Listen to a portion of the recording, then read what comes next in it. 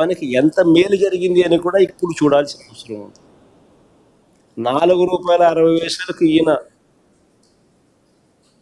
కొనుగోలు చేసి 11,000 కోట్ల రూపాయలు రాష్ట్ర ప్రభుత్వానికి అదనంగా ₹2.49కు ₹4.60 మధ్య ₹2.11 వ్యత్యాసం వల్ల 11,000 కోట్ల రూపాయలు 25 ఏళ్లలో చంద్రబాబు నాయుడు గారు రాష్ట్ర ప్రభుత్వం మీద స్కాములు చేస్తూ బర్డన్ మోపితే, స్కాములు చేస్తూ భారం మోపితే మేము ₹2.49కి సెకీతో మేము చేసుకున్న ఒప్పందం వల్ల రాష్ట్ర ప్రభుత్వానికి 7,000 మెగావాట్లు అంటే 17,000 మిలియన్ యూనిట్లు ఇంటూ చంద్రబాబు నాయుడు గారు చెల్లిస్తా ఉన్న ₹4.60 మైనస్ ₹2.49 అంటే ఆ ₹2.11 సేవింగ్స్ కింద తీసుకుంటే 17,000 మిలియన్ యూనిట్లు అంటే 1,700 కోట్ల యూనిట్లు ఇంటూ ₹2.11 అంటే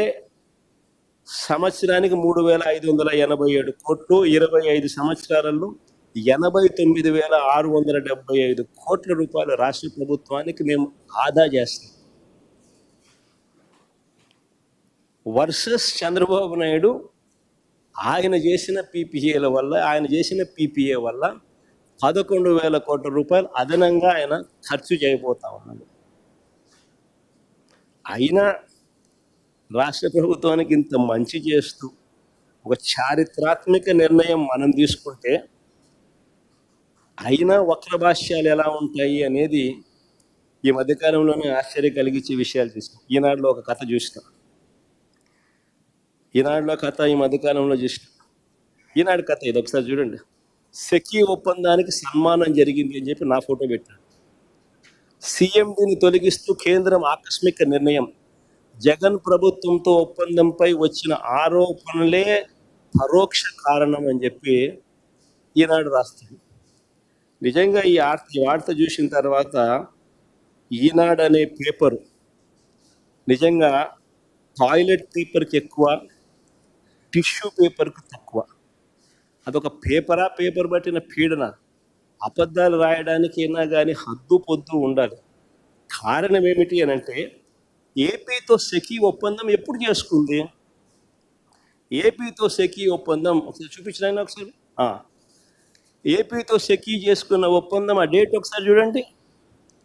2021 1 డిసెంబర్ 2021 సెకీతో ఏపీ ప్రభుత్వం చేసుకున్న ఒప్పందం 1 డిసెంబర్ 2021లో కుదుర్చుకుంటే ఈ సెకీ ఎవరైతే తీసేశారో, ఇప్పుడు కేంద్ర ప్రభుత్వం ఎవరినైతే సెకీ చైర్మన్గా ఉన్న వ్యక్తిని తీసేశారో ఆ సెకీ చైర్మన్ ఎప్పుడు నియామకమయ్యాడు సెకీ చైర్మన్గా అంటే అది కూడా పక్కనే ఉంది. ఒకసారి చూడండి. 13th June 2023.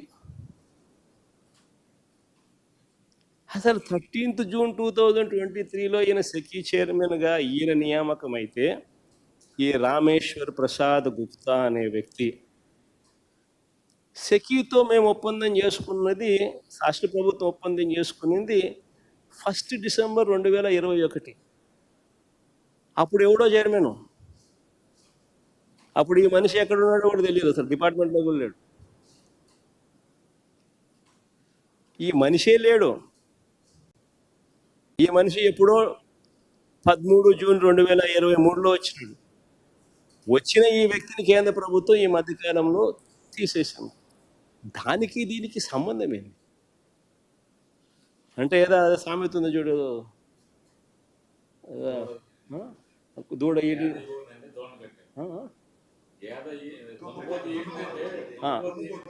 దున్నపోతు ఈనింది అని అంటే దూడను కట్టేసేయండి సార్. దున్నపోతు ఏమైనా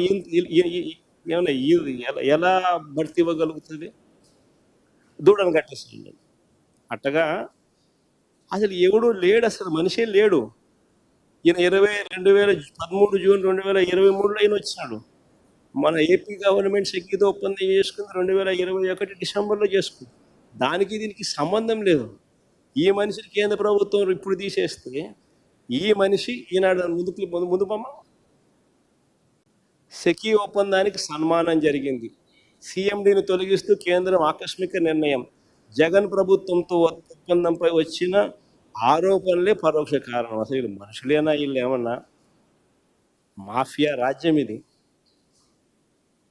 ఈనాడు, ఒక ఆంధ్రజ్యోతి, ఒక టీవీ5, ఒక చంద్రబాబు. ఇది ఒక పేపర్లో వీళ్ళంతా మీడియా అని చెప్పుకునేదానికి సిగ్గుపడాలి వీళ్ళంతా.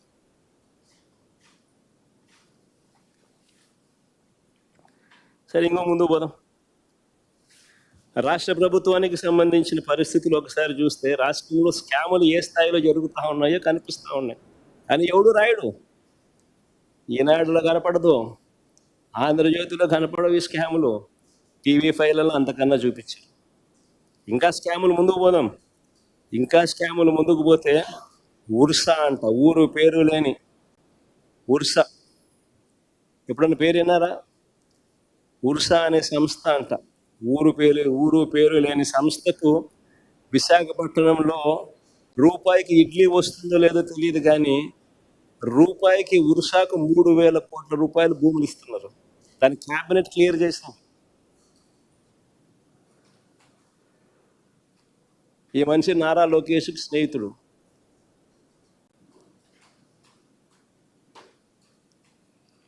లూలు అంట విశాఖపట్నంలో ఒక మాల్ కట్టడానికి 2,000 కోట్ల రూపాయలు విలువ చేసే భూమిని అప్పనంగా ఉచితంగా చేతిలో పెడతా ఉన్నారు. ఎక్స్ప్రెషన్ ఆఫ్ ఇంట్రెస్ట్ పిలవరు, కాంపిటీషన్ బిడ్స్ తీసుకోరు, అప్పనంగా ఇచ్చేస్తా ఉన్నారు. కానీ ఈనాడు రాయదు, ఆంధ్రజ్యోతి చూపదు, టీవీ5 అంతకన్నా చూపదు. రాష్ట్రంలో ఈరోజు లిక్కర్ మాఫియా, ఇసుక మాఫియా.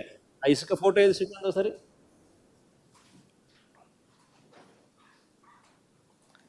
ఈరోజు రాష్ట్రంలో లిక్కర్ మాఫియా, ఇసుక మాఫియా, మట్టి మాఫియా, క్వార్ట్స్, సిలికా, మైనింగ్ స్కాములు, ఇలాంటివి ఎన్నెన్నో. ఇసుక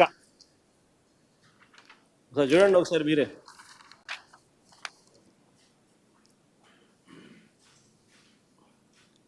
అవన్నీ పక్కన లారీలు ఎట్ట దోచేస్తానో చూడండి ఒకసారి. రాష్ట్ర ప్రభుత్వానికి రూపాయి ఆదాయం రావడంలో, మా ప్రభుత్వంలో రాష్ట్ర ప్రభుత్వానికి 750 కోట్లు ఖజానాకు ఆదాయం వచ్చి, రూపాయి రావడంలో రాష్ట్ర ప్రభుత్వానికి ఆదాయం ఈ మాదిరిగా దోచేస్తాను. 80 లక్షల టన్నులు స్టాక్ పెట్టాం మేము. ఎండాకాలంలో, వర్షాకాలం వస్తుంది కదా అని ఎండాకాలంలో స్టాక్ చేసి నిల్వ చేసినాం. చంద్రబాబు నాయుడు ప్రభుత్వం వస్తేనే 2 నెలల్లో 80 లక్షల టన్నులు స్వీప్ చేసేసిన.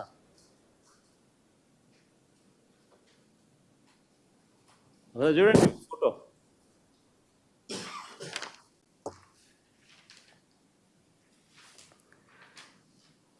ఈ స్కాములన్నింటికీ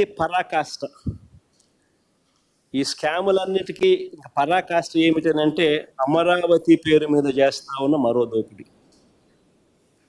నిజంగా స్కాములందరికీ పరాకాష్ట అమరావతిలో నేడు జరుగుతూ ఉన్న దోపిడీ.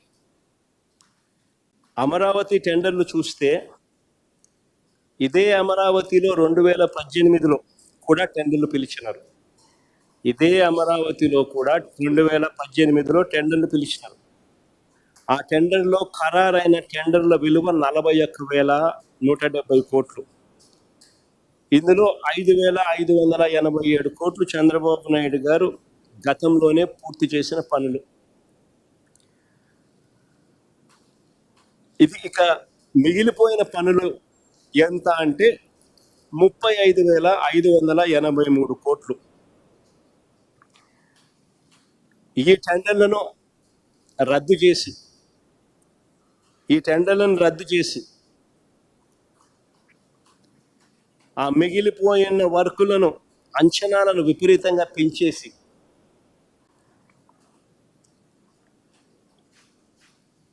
విపరీతంగా దోపిడీ చేస్తా ఉన్నారు. దీనికోసం దీనికోసం ఈ దోపిడీ కోసం మన హయాంలో రాష్ట్రంలో అప్పటికే అమల్లో ఉన్న జ్యుడిషియల్ ప్రివ్యూని తీసేసినారు, రద్దు చేసినారు. దీనికి అడ్డు రాకూడదు అని రాష్ట్రంలో అప్పటికే అమల్లో ఉన్న రివర్స్ టెండరింగ్ ప్రాసెస్ అంటే రివర్స్ ఈ ఆక్షన్ను రద్దు చేసేసినారు.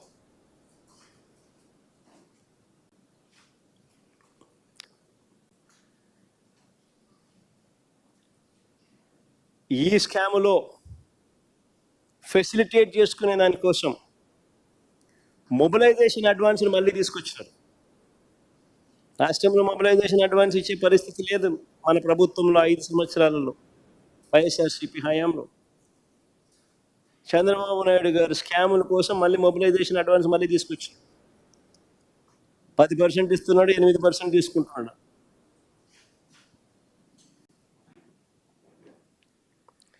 ఐకానిక్ టవర్ల పేరిట 5 బిల్డింగులు, ఐకానిక్ టవర్ల పేరిట 5 బిల్డింగులు 2,271 కోట్ల రూపాయలు 2018లో టెండర్లు పిలిచినప్పుడు వచ్చిన రేటు. 2018లో 5 ఐకానిక్ టవర్ల పేరిట 2018లో ఈయన టెండర్లు పిలిచినప్పుడు వచ్చిన రేటు 2,271 కోట్ల రూపాయలు 2018లో. ఇప్పుడు మిగిలిపోయిన పనులు అయ్యే బిల్డింగ్లే, మిగిలిపోయిన పనులకు ఇప్పుడు నిర్మాణ వ్యయం ఎంత తెలుసా? 4,668 కోట్లు. అంటే 2018తో పోలిస్తే 2,417 కోట్ల రూపాయలు అధికంగా, 105% escalation, 105% escalation. Hindu paper clipping, మళ్ళా వేరే పేపర్ పెడితే బాగుండదు కదా, కొత్త గొప్ప క్రెడిబుల్ పేపర్ పెడదాంలే అని చెప్పి హిందూని చూపిస్తున్నాను.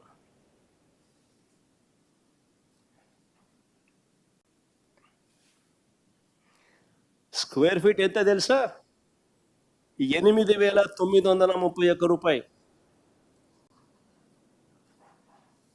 అడుక్కు స్క్వేర్ ఫీట్కు కన్స్ట్రక్షన్ కాస్ట్ 8,931, 9,000 రూపాయల దగ్గర స్క్వేర్ ఫీట్కి కాస్ట్.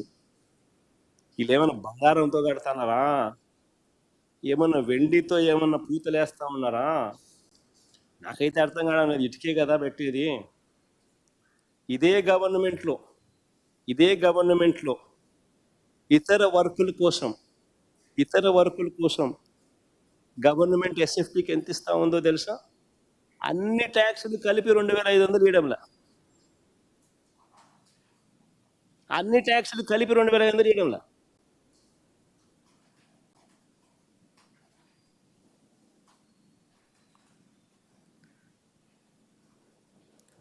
ఇంకా ముందుకు పోదాం. ఇప్పుడున్న తాత్కాలిక అసెంబ్లీ, ఆల్రెడీ ఒక అసెంబ్లీ బిల్డింగ్ ఉంది, ఇప్పుడు ఆల్రెడీ ఒక సచివాలయం బిల్డింగ్ ఇప్పుడు ఉంది.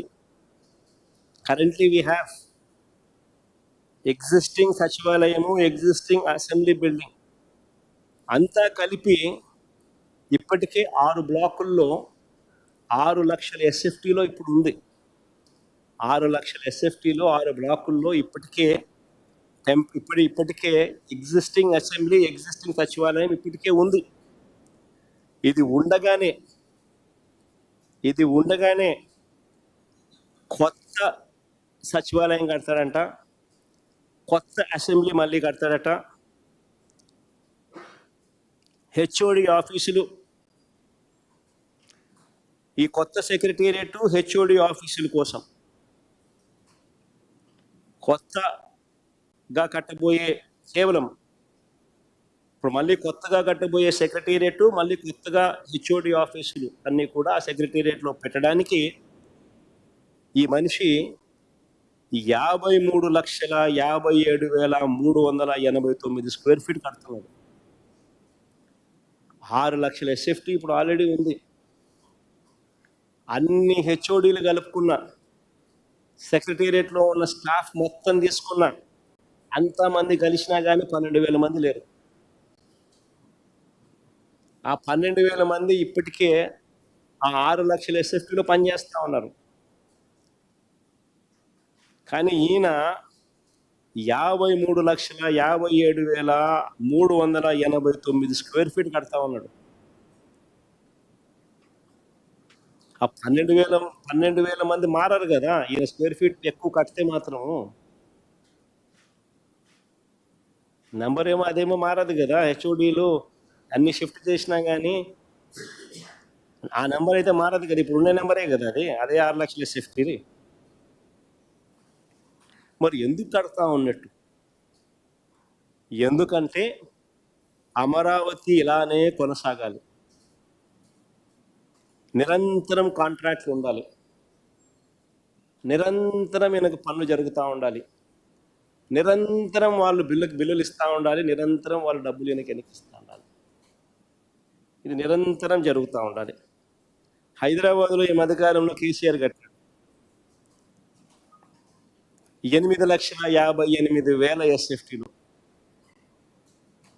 కేసీఆర్ కట్టిన సచివాలయం సెక్రటేరియట్, అక్కడ కూడా అన్ని హెచ్ఓడీస్ అక్కడ షిఫ్ట్ అయినాయి. అన్ని హెచ్ఓడీస్ అక్కడ కూడా షిఫ్ట్ అయినాయి. 8,58,000 ఎస్ఎఫ్టీ, 616 కోట్ల రూపాయలతో కేసీఆర్ ఈ మధ్యకాలంలోనే అడగట్టాడు. సెక్రటేరియట్తో పాటు మొత్తం హెచ్ఓడీస్ అన్నీ కూడా అక్కడ షిఫ్ట్ అయినాయి. మరి నేను అడుగుతా ఉన్నా, 8,58,000 అంటే సరేలే పోనీలే, 6 లక్షలు కాకపోతే 8,58,000 పెడతా ఉన్నాడు, సరేలే పోనీలే అనుకోవచ్చు. కానీ 53,57,000 ఎస్ఎఫ్టీ ఏంది స్వామి?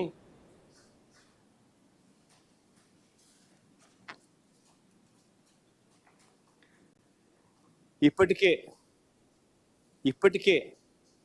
కట్టి ఉన్న అసెంబ్లీ 180 కోట్ల రూపాయలు ఆ డబ్బులు గంగపాలు చేసినట్టు. ఇప్పటికే కట్టి ఉన్న సచివాలయం, కట్టి ఉన్న సెక్రటేరియట్ 173 కోట్లు ఆ డబ్బులు గంగపాలు చేసినట్టే. ఇప్పటికే కట్టి ఉన్న హైకోర్టు 173 కోట్లు గంగపాలు చేసినట్టే. ఇప్పటికే కట్టి ఉన్న అసెంబ్లీ 180 కోట్ల రూపాయలు గంగపాలు చేసినట్టే. ఇప్పటికే కట్టి ఉన్న సెక్రటేరియట్ మరో 300 కోట్లు, మొత్తంగా 600 కోట్లు గంగపాలు చేసినట్టు. మరి నీకు కొత్త బిల్డింగులు కట్టాలన్న ఆలోచన నీకు ఉన్నప్పుడు ఎందుకు మళ్ళీ 600 కోట్ల రూపాయలు ఎందుకు ఖర్చు చేసి ఎందుకు డబ్బులు వేస్ట్ చేసినావు? ఎక్కడైనా కూడా రాష్ట్ర ప్రభుత్వం ఖజానాను కాపాడాల్సిన వ్యక్తి ఈ మాదిరిగా దుర్మార్గంగా విడిగా వేస్ట్ చేస్తూ ఉంటే 600 కోట్ల రూపాయలు ఖర్చు చేసి మళ్ళా సేమ్ బిల్డింగ్లు మళ్ళీ కడతానని చెప్పి మళ్ళా చెప్తా ఉంటే ఆ మనిషి ఆ బిల్డింగులు ఆ డబ్బంతా గంగపాలు చేసి అసలు ఈ మనిషిని ఏ రకంగా ఈ మనిషి చేస్తా ఉన్న నిర్ణయాలు సమంజసం ఏమని చెప్పి ఏ రకంగా చెప్పగలుగుతారు? ఇది వేస్ట్ అనిపించడం లేదా?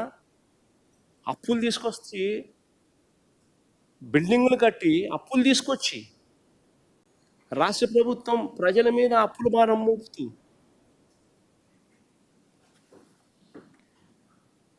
ఆశ్చర్యం కలిగించే విషయం నిజంగా. అందులో స్క్వేర్ ఫీట్ ఎంత? 8,900. ఆయన కడతా ఉన్న ఐకానిక్ బిల్డింగులు ఆ 53,57,000 ఎస్ఎఫ్టీ 4,660 కోట్ల రూపాయలు.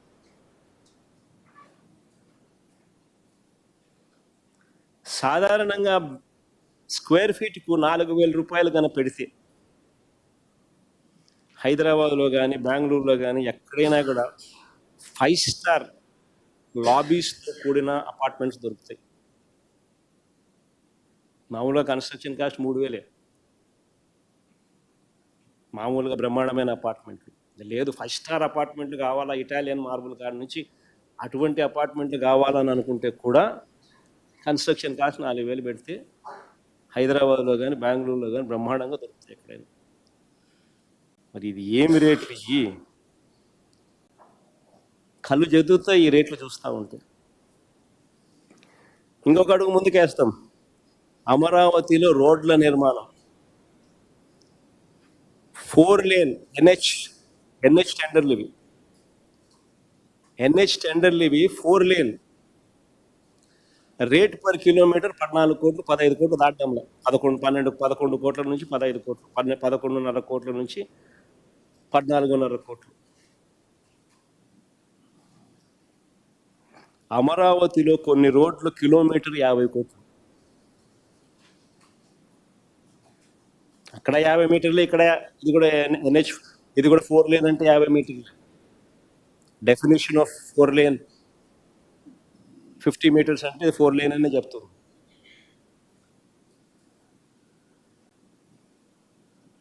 ₹50 కోట్ల కొన్ని రోడ్లు అక్కడ దాటుతా ఉన్నాయి ఖర్చు.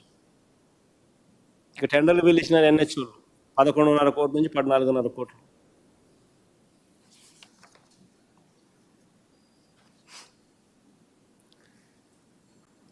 ఇదే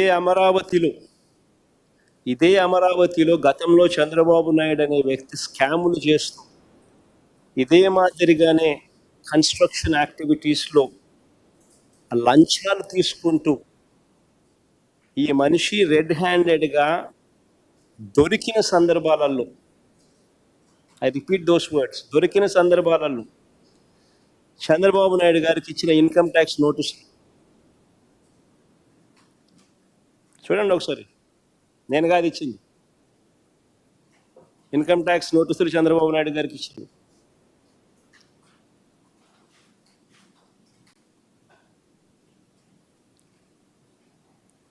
delivery of cash to Shri Nara Chandrababu Naidu, income tax నోటీసులు అది.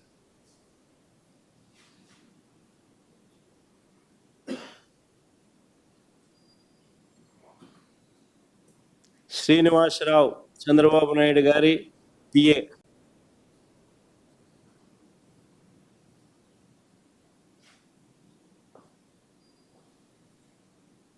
కన్ఫెషన్ స్టేట్మెంట్లు,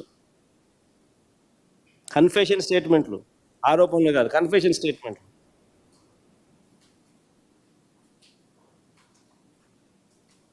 చంద్రబాబు నాయుడు గారికి ఐటీ నోటీసులు ఇచ్చింది, దాని మీద కేసు ఎదుర్కొంటా ఉన్నాడు ఇదే అమరావతిలో. అయినా ఏమాత్రం కూడా జంకు లేదు, బొంకు లేదు. ఇదే కొనసాగింపు, మళ్ళీ ఇదే మాదిరిగా మళ్ళీ యథేచ్ఛగా జరుగుతూ ఉన్నాయి.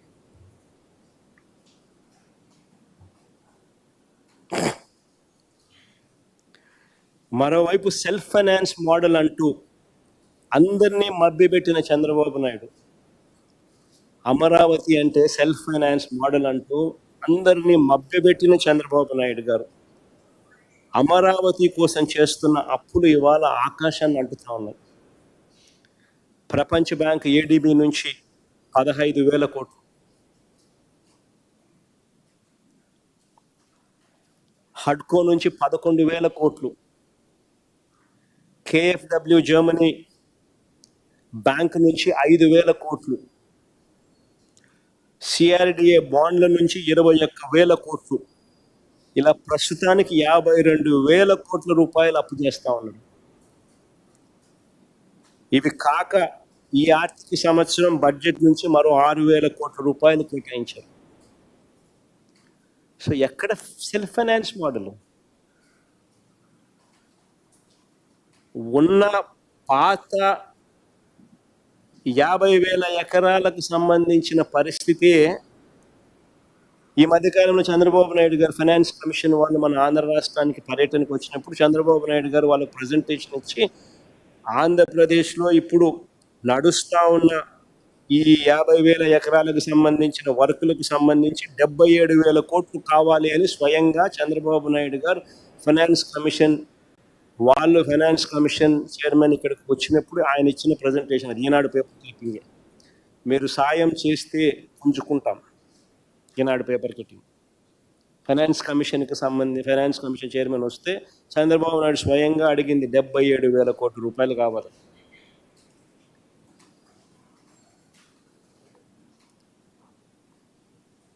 అంటే అమరావతి కోసం చేయబోతున్న ఖర్చు ఎన్ని లక్షల కోట్లు దాటుతుందో మనకి అర్థమవుతుంది. ఇది కాక మరో 50,000 కోట్లు కావాలంటే అమరావతి విస్తరణ. కానీ ఈ 50,000 ఎకరాలకే పరిస్థితి ఇది. 77,000 కోట్లు ఇంకా కావాలంట.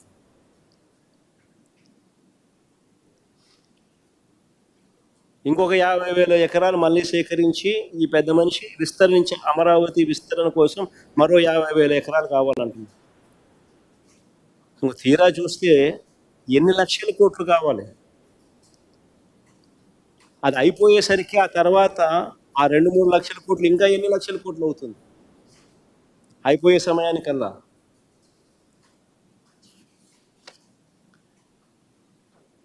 నేను ఇదే పెద్ద మనిషి చంద్రబాబు నాయుడు గారిని అడుగుతా ఉన్నా, అసలు ఇంతింత అప్పులు తెచ్చి ఇన్నిన్ని స్కాములు చేసే బదులు, అయ్యా చంద్రబాబు, నీ సొంత లాభాలు పక్కన పెట్టి, నీ సొంత బినామీల ఆస్తులు పెంచుకునే కార్యక్రమం పక్కన పెట్టి రాష్ట్ర ప్రజల గురించి ఆలోచన చేయి. కావాలంటే విజయవాడ గుంటూరు మధ్యలో NH దగ్గర నాగార్జున యూనివర్సిటీలోనో, లేకపోతే ఒక 500 ఎకరాలు అక్కడ గుంటూరు విజయవాడ మధ్యలో ఎక్కడో ఒకసారి తీసుకొని 500 ఎకరాలను కట్టాల్సిన బిల్డింగ్ ఏదో కట్టు, రీజనబుల్గా ఏదో సైజులో అయిపోతుంది.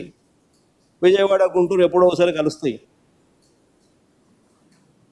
నువ్వు చేసే పనికి విజయవాడ గుంటూరులో రియల్ ఎస్టేట్ ఇప్పటికే డమాల్ అయిపోయినాయి.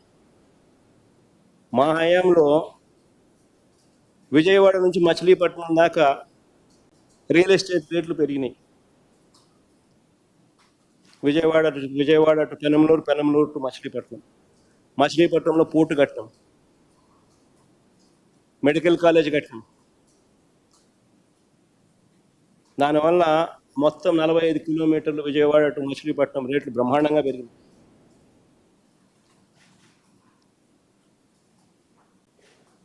ఏదో విజయవాడ గుంటూరుకు మధ్యలో కట్టామనంటే మచిలీపట్నం నుంచి గుంటూరు దాకా రేట్లు పెరుగుతాయి, ప్రజలందరూ సంతోషపడతారు. అంతేగాని ఏంది స్వామి ఇది? అప్పులు తీసుకొస్తా ఉండవు, స్కాములు చేస్తూ ఉండవు. కేవలం నువ్వు వాడు భూములు కొనుక్కున్నావు, నీ వాళ్ళు భూములు కొనుక్కున్నారు, నీ బినామీలు వాళ్ళ రేట్లు పెంచుకునే దానికోసం రాష్ట్ర ప్రజల మీద ఇన్ని లక్షల కోట్ల రూపాయల అప్పులు మోపుతూ ఉండవు. విజయవాడ గుంటూరు ప్రజలకు సంబంధించిన రియల్ ఎస్టేట్ భూములన్నీ క్రాష్ చేస్తూ ఉండవు, డమాల్ చేస్తూ ఉండవు.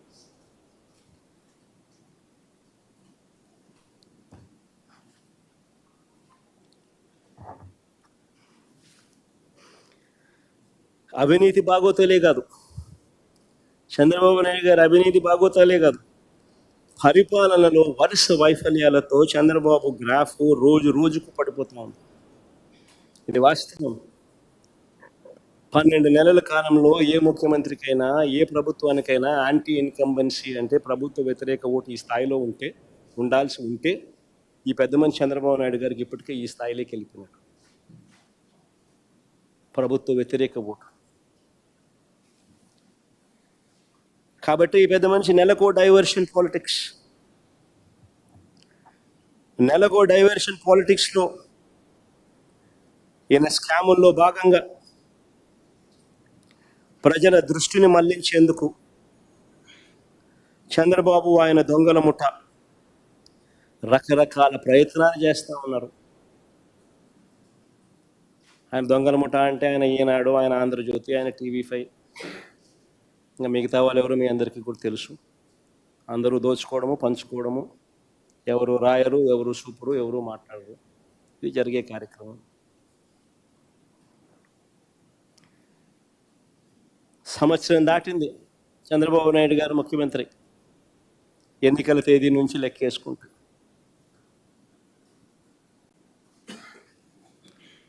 మొదటి ఏడాది ఒక్క స్కీమ్ అందుబాటులోకి రాలా. సూపర్ 6లు గాలికి ఎగిరిపోయాయి, సూపర్ 7లు గాలికి ఎగిరిపోయాయి. ఇంతకు ముందు మా ప్రభుత్వంలో ఉన్న స్కీములన్నీ రద్దు అయిపోయినాయి.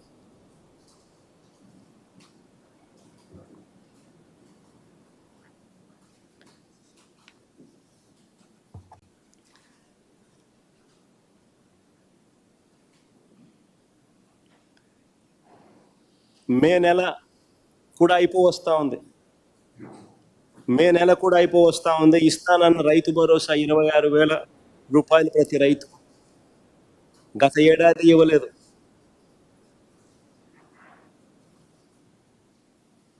ఈ ఏడాది ఇప్పటి వరకు అందలేదు. రైతులకు ఏ పంటకు కూడా గిట్టుబాటు ధరలు రావడం లేదు. ధాన్యం, మిరప, పత్తి, జొన్న, కందులు, మినుములు, పెసలు, మొక్కజొన్న, సజ్జలు, రాగులు, టమాటో, అరటి, చీని, కొక్కు, పొగాకు, ఏ పంట చూసుకున్నా రైతు గిట్టుబాటు ధరలు రావడం లేదు.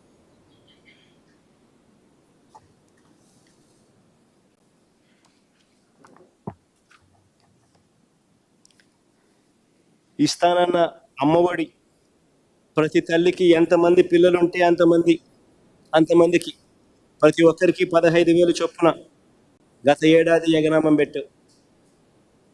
ఈ ఏడాది అగమ్య గోచరమే. ఇస్తానన్న ఆడబిడ్డ నిధి ప్రతి మహిళకు 18,000 జాడలేదు.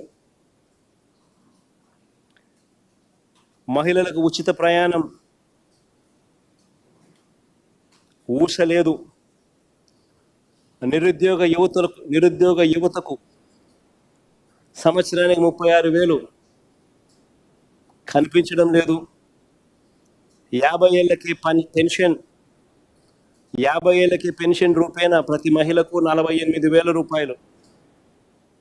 మోసం. ఫీజు రీఎంబర్స్మెంట్ లేదు, వసతి దీవెన లేదు.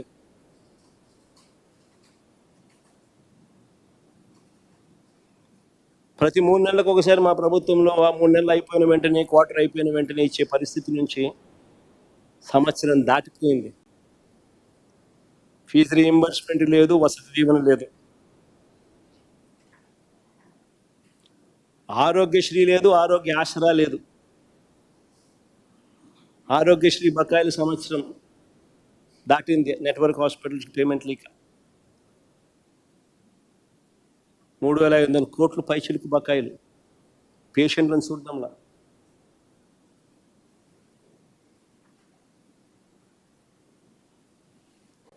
పైగా చంద్రబాబు తన మేనిఫెస్టోలో చెప్పిన 143 హామీలకు దిక్కు దివానం లేదు. మరోవైపు స్కూళ్ళు, హాస్పిటళ్ళు, వ్యవసాయం, లా అండ్ ఆర్డర్ అన్నీ కూడా తిరోగమనం. స్కూళ్ళు, హాస్పిటళ్ళు, వ్యవసాయము, లా అండ్ ఆర్డర్ అన్నీ కూడా తిరోగమనం. మరోవైపున విడిగా కరప్షన్ గురించి డీటెయిల్గా ఇంతకు ముందే చెప్పాను. మరోవైపు చూస్తే కరెంటు రేట్లు 15,000 కోట్ల రూపాయలు సంవత్సరం తెరక్క తలికే. షాక్ కొట్టే మాదిరిగా రేట్లు పెంచినాడు.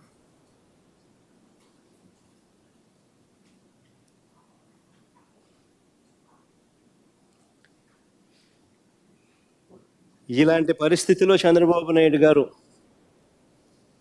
తనకు తెలిసిన మాస్టర్ ఆర్ట్ను బయటకు తీసుకొచ్చాడు. వ్యవస్థలను మేనేజ్ చేయడం,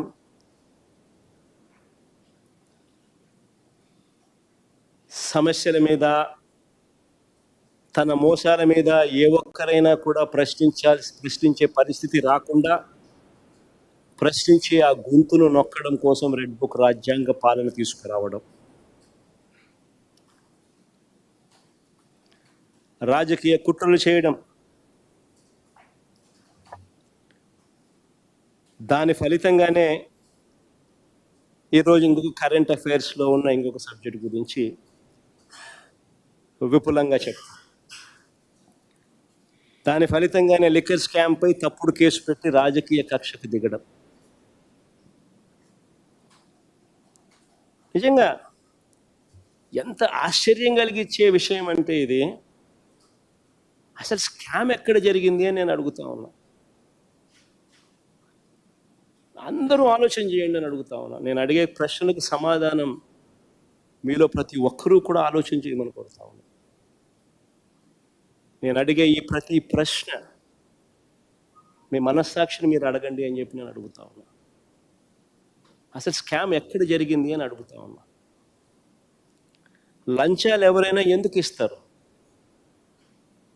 మళ్ళీ అడుగుతా ఉన్నా, లంచాలు ఎవరైనా ఎందుకు ఇస్తారు? ఎవరైనా మద్యాన్ని ఎక్కువగా అమ్మి, లంచం ఎవరైనా ఎందుకు ఇస్తారు? మద్యాన్ని ఎవరైనా ఎక్కువగా అమ్మి సేల్స్ పెంచి, ఆ పెంచిన దాని వల్ల డిస్టిలరీలకు లాభాలు పెరిగితే లంచాలు ఇస్తారా? లేక సేల్స్ తగ్గిపోయి వాళ్ళు తక్కువగా అమ్మి ట్యాక్సుల రూపేణా వారి మీద బాధి దానివల్ల సేల్స్ తగ్గి, దానివల్ల వాళ్ళకు రావాల్సిన లాభాలు తగ్గి, అలా తగ్గితే ఎవరైనా లంచాలు ఇస్తారా? ఒకసారి ఆ టేబుల్ ఒకసారి చూపించము. ఒకసారి ఈ టేబుల్ను ఒక 10 నిమిషాలు అట్టే పెడతాక 5 నిమిషాలు పెడతా. ఒకసారి అందరు చూడండి టేబుల్ను. 2018 నుంచి 2019 మధ్య చంద్రబాబు చివరి సంవత్సరం ఒకసారి గమనిస్తే 3,84,00,00,000 కోట్ల 3.84 కోట్ల కేసులు లిక్కర్ అమ్మకాలు జరిగితే బేర్ అమ్మకాలు 2.77 కోట్ల కేసులు. ఆ 5 సంవత్సరాల చంద్రబాబు నాయుడు గారి పాలనను ఒక్కసారి చూడండి. 2014 నుంచి 2019 దాకా లిక్కర్ సేల్స్ ఎలా ప్రతి సంవత్సరం పెంచుకుంటూ పోయాడో ఒక్కసారి గమనించండి.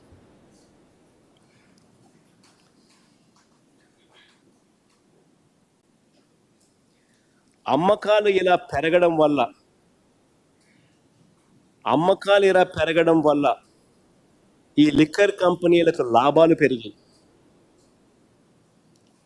పెరగడం వల్ల ఈ పెద్ద మనిషికి లంచాలు ఇచ్చే పరిస్థితి ఉత్పన్నమవుతుంది. అదే ఒకసారి 2019 నుంచి 24 చూడండి. ఒకసారి పక్క టేబుల్ మద్యం అమ్మకాలు ఎలా తగ్గాయో ఒకసారి చూడండి. మామూలుగా ప్రతి సంవత్సరం చంద్రబాబు నాయుడు గారి హయాంలో ప్రతి సంవత్సరం ఇంతకు ముందు సంవత్సరం కన్నా 15% పెరుగుతూ పోతూ ఉంటే, వైఎస్ఆర్సీపీ హయాంలో ఆయన చివరి సంవత్సరంలో ఉన్న లిక్కర్ కూడా వైఎస్ఆర్సీపీ చివరి సంవత్సరంలో కూడా లేదు. పెరగాల్సింది పోయి ఎలా తగ్గిందో చూడండి ఒకసారి.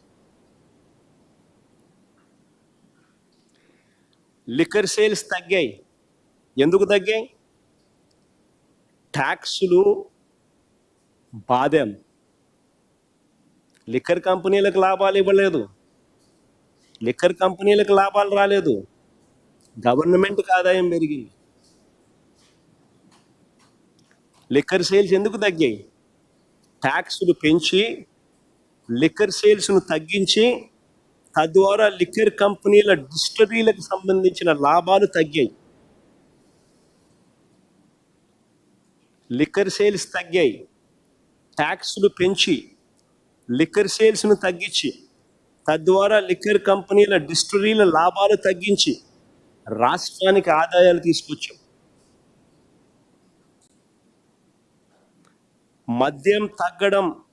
మద్యం తాగించడం తగ్గడం వల్ల ప్రజల ఆరోగ్యం కూడా కాపాడారు.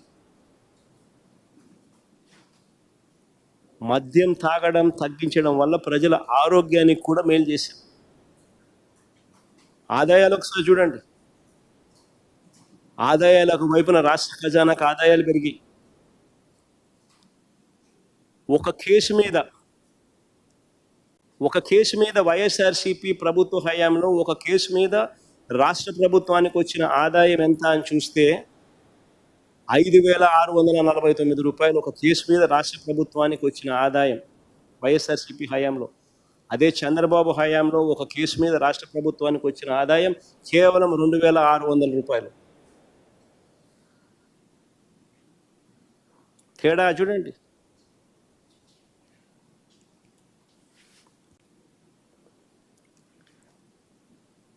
ఇప్పుడు చెప్పండి, డిస్టిలరీలో ఎప్పుడు లాభపడ్డాయి? అందరిని అడుగుతా ఉన్నాను, డిస్టిలరీలు ఎప్పుడు లాభపడ్డాయి? ఎవరి హయాంలో వాళ్ళకి లాభాలు పెరిగాయి? ఎవరికి వాళ్ళు లంచాలు ఇస్తారు? ఆలోచన చేయమని అడుగుతా ఉన్నా అందరినీ కూడా. మద్యం విక్రయాలను ప్రైవేట్ వ్యక్తులకు అప్పగిస్తే లంచాలు ఇస్తారా? ఇది కూడా ఇంకోటి ఆలోచన చేయండి. మద్యం విక్రయాలని ప్రైవేట్ వ్యక్తులకు అప్పగిస్తే లంచాలు ఇస్తారా, లేక ప్రభుత్వం ద్వారా మద్యాన్ని అమ్మే టైమింగ్స్ను నియంత్రిస్తూ, పర్మిట్ రూములను రద్దు చేస్తూ, 43,000 బెల్ట్ షాపులను మూసేయిస్తూ, మద్యం దుకాణాలను 33% తగ్గిస్తూ నిర్ణయాలు తీసుకుంటే లంచాలు ఇస్తారు? ఆలోచన చేయమని అడుగుతా ఉన్నా. ఎవరికి లంచాలు ఇస్తారు?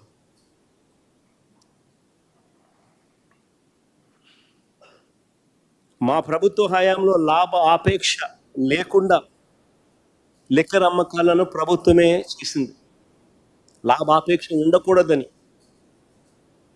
కానీ గతంలో ఎప్పుడూ కూడా చంద్రబాబు గారు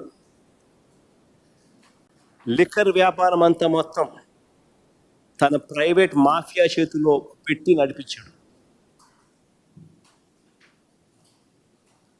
షాపుల కోసం ఇతరులు ఎవరూ కూడా దరఖాస్తు చేయొద్దని బెదిరింపులకు దిగారు. అవునా కాదా? ఆలోచన చేయమని అడుగుతున్నాను. లిక్కర్ షాపుల్లో మన టెండర్ మన దరఖాస్తులు పిలిచినారు. ఏ రకంగా జరిగాయి? మంత్రులు, ఎమ్మెల్యేలు, పోలీసులు ఏ రకంగా బెదిరించారు? మనం అందరం చూసాం. ఎవరు షాప్ పెట్టినా కానీ 30% కమిషన్ వాళ్ళకి ఇచ్చేలా గేమ్ ప్లాన్ చేశారు. ప్రతి లిక్కర్ షాప్కు పర్మిట్ రూమ్ పెట్టారు. ప్రతి ఊళ్ళో, ప్రతి వీధి చివర, ప్రతి గుడి చివర, ప్రతి బడి పక్కనే లెఫ్ట్, రైట్, సెంటర్ బెల్ట్ షాపులు కనిపిస్తూ ఉన్నాయి. ఈ బెల్ట్ షాపులు, ఈ షాపులు ఏ టైంలో అయినా అందుబాటులో ఉన్నాయి. తెల్లవారుజామున 5 గంటలకు పోయిన షాపులు మందు షాప్ తెరిచి ఉంటుంది. అర్ధరాత్రి 12 దాటిన తర్వాత కూడా మందు షాప్ తెరిచి ఉంటుంది. మందు డోర్ డెలివరీ చేస్తూ ఉన్నారు. బియ్యం డోర్ డెలివరీ చేయడంలా ఆపేసినారు, కానీ మందు డోర్ డెలివరీ చేస్తూ ఉన్నారు.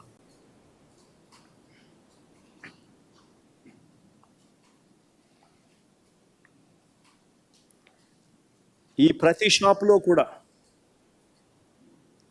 షాప్లో కూడా ఎంఆర్పి కన్నా కనీసం 20-30 రూపాయలకి ఎక్కువ రేటుకి అమ్ముతా ఉన్నారు. ప్రతి ఊళ్ళో చూసుకోండి, గుడి పక్కకి వెళ్ళండి, బడి పక్కకి వెళ్ళండి, వీధి చివరికి వెళ్ళండి, ఆ బెల్ట్ షాప్లో రేట్ ఎంత అని ఒకసారి చూసుకోండి. ఎంఆర్పి కన్నా 20 రూపాయల, 30 రూపాయల ఎంతకి ఎక్కువ అమ్ముతున్నారో మీరే చూసుకోండి. ఈ అక్రమాలను దగ్గరుండి పోలీసులే కాపాడుతున్నారు, కాపలా కాస్తున్నారు. అన్అఫీషియల్గా ఆక్షన్ కలుస్తున్నారు. బెల్ట్ షాపులు ఎవరు నడపాలా అని చెప్పి అన్అఫీషియల్గా ఆక్షన్స్ 2 లక్షలు 3 లక్షలకు గ్రామాలలో పోటీ పడుతున్నారు.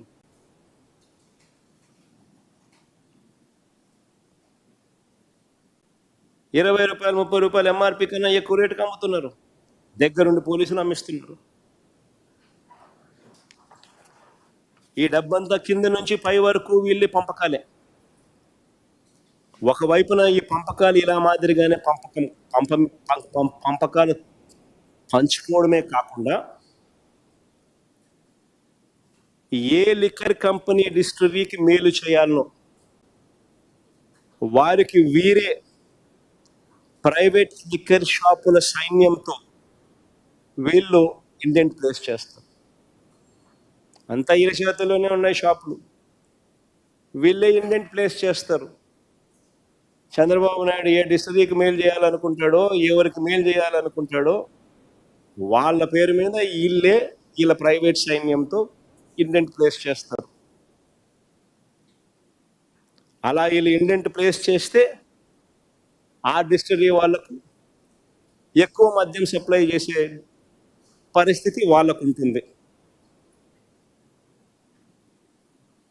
ఇలాంటి పరిస్థితులు ఎక్కడైనా కూడా మా హయాంలో చూశారా అని అడుగుతా ఉన్నా.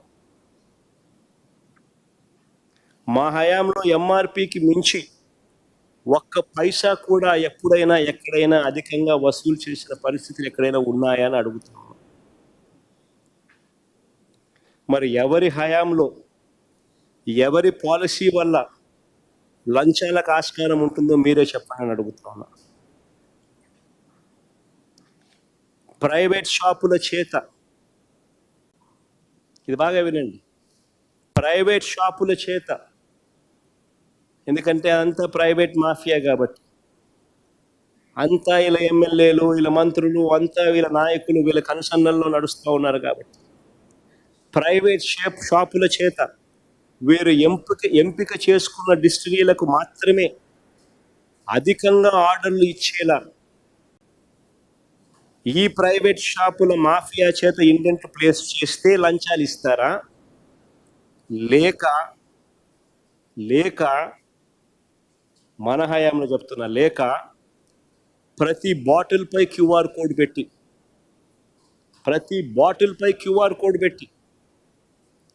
ఆ బాటిల్ పైన ఉన్న క్యూఆర్ కోడ్ అమ్మేటప్పుడు స్కాన్ చేసి డైనమిక్గా ఆటోమేటిక్ అప్లోడింగ్, బాటిల్ మీద క్యూఆర్ కోడ్ పెట్టి బాటిల్ అమ్మేటప్పుడు క్యూఆర్ కోడ్ స్కాన్ చేసి ఆటోమేటిక్గా డైనమిక్గా అప్లోడ్ అయ్యేట్టుగా ఆ క్యూఆర్ కోడ్ అమ్మకాల ఆధారంగా ఎవరికి ఎంత అమ్ముడుపోతే ఆ డిస్ట్రిక్ట్లకు ట్రాన్స్పరెంట్గా పారదర్శకంగా వాళ్ళకు ఆర్డర్లు ఇస్తే అది స్కామా? ఆలోచన చేయమని అడుగుతా ఉన్నా నేను. చంద్రబాబు నాయుడు గారి హయాంలో ఈ పారదర్శకత లేకపోవడం వల్ల ప్రైవేట్ షాపుల మాఫియాతో ఆయనకు సంబంధించిన, ఆయన ఎవరికైతే మేలు చేయాలనుకుంటాడో, ఎవరి వల్ల లాభపడాలనుకుంటాడో వాళ్ళకు మాత్రమే ఆర్డర్లు ప్రైవేట్ షాపుల ద్వారా ఇండెంట్ ప్లేస్ చేయడం వల్ల 2014 నుంచి 19 మధ్యలో చంద్రబాబు నాయుడు గారి హయాంలో 5 డిస్టిలరీలు ఏకంగా 69% మద్యం తయారీ ఆర్డర్లు ఇచ్చాయి. Between 2015 and 19, 5 distilleries alone captured 69% of Madhyam Tayari. 69% of the orders were placed only to these 5 distilleries to manufacture and supply liquor. ఏది స్కామ్ అని అడుగుతా ఉన్నా నేను. ఇంకొక ప్రశ్న కూడా అడుగుతా ఉన్నా. ఇప్పుడు ఉన్న 20 డిస్టిలరీల్లో 14 డిస్టిలరీలు, 14 of them out of these 20 వివిధ కాలాలలో, during different time periods, Chandrababu Naidu ముఖ్యమంత్రిగా ఉన్నప్పుడు ఆయన లైసెన్స్ ఇచ్చినటివి.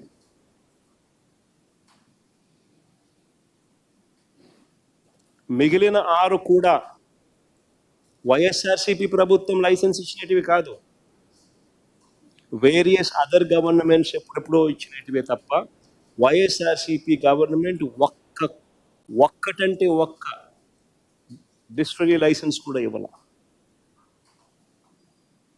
ఉన్న 20లో.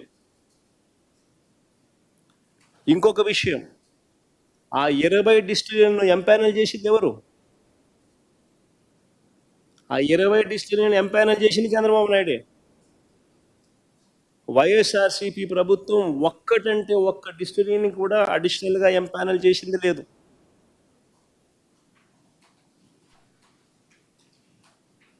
మరి వీళ్ళు ఎవరికి సన్నిహితులు? మరి వీళ్ళు ఎవరికి లంచాలు ఇస్తారు? ఎవరి హయాంలో వీళ్ళ సేల్స్ పెరిగి, ఎవరి హయాంలో వీళ్ళందరికీ లాభాలు పెరిగి, ఎవరి హయాంలో ఎవరికి లంచాలు ఇస్తారు, ఎవరి హయాంలో వీళ్ళ సేల్స్ తగ్గినాయి, వీళ్ళ లాభాలు తగ్గినాయి.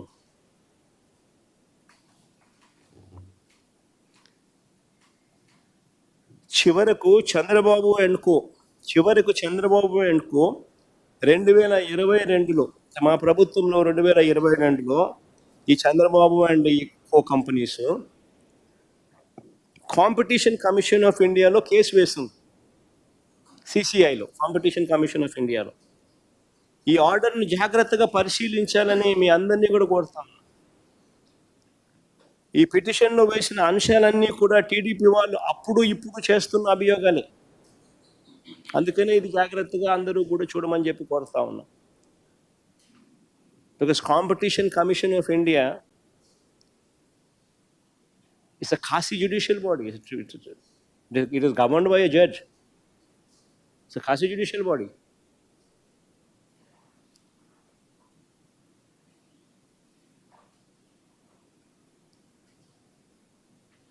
Competition commission of India Chandrababu Naidu గారు ఈరోజు పిటిషన్ ఏదైతే ఈరోజు పిటిషన్లో వేసిన అంశాలన్నీ కూడా టీడీపీ వాళ్ళు అప్పుడు ఇప్పుడు చేస్తున్న అభియోగాలు. అప్పుడు కాంపిటీషన్ కమిషన్ ఆఫ్ ఇండియా ముందుకు వీళ్ళు పిటిషన్స్ వేసినప్పుడు వచ్చిన అభియోగాలు. ఆ అభియోగాలు ఏమిటి అని అంటే, కొన్ని బ్రాండ్లను ఉద్దేశపూర్వకంగా తొక్కిపెట్టారని, సప్లై ఆర్డర్లలో వివక్ష చూపించారని ఆ పిటిషన్లో వాళ్ళు ఆరోపించారు. కానీ competition commission of India September 19, 2022 ఈ అభియోగాలన్నింటిపై విచారణ చేసి, ఈ అభియోగాలన్నింటిపై సుదీర్ఘమైన విచారణ చేసి 2019 సెప్టెంబర్ 19, 2022 సుదీర్ఘమైన విచారణ చేసి ఈ అభియోగాలపై అన్నిటిపై సుదీర్ఘమైన విచారణ చేసి సంబంధించిన అన్ని రికార్డులను చూసి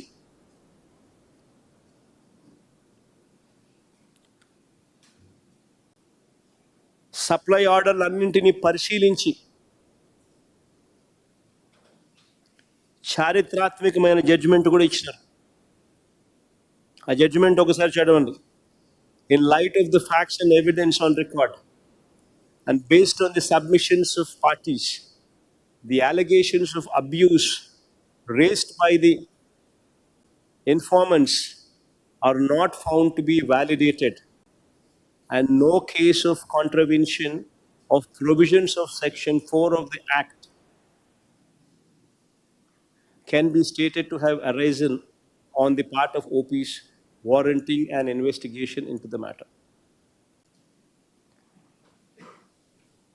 Abuse of dominant position, Section 4, abuse of dominant position, limits or restricts, include indulgence in practice or practices resulting in denial of market access in any manner. Clear cut ga CCI ఇచ్చిన తీర్పు రాష్ట్ర ప్రభుత్వం అమలు చేస్తున్న మద్యం విధానం పూర్తిగా సహేతుకంగా ఉందని, ప్రభుత్వం అనుసరించిన విధానం వల్ల మద్యం అమ్మకాలు తగ్గాయని, అన్ని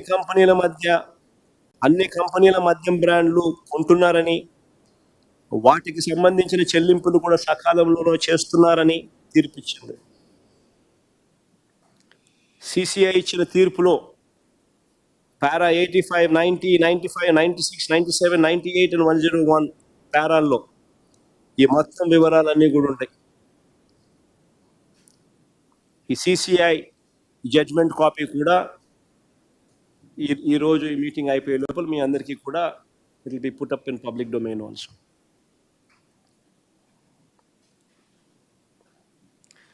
వాస్తవాలు ఇలా ఉంటే తప్పు చంద్రబాబు చేసి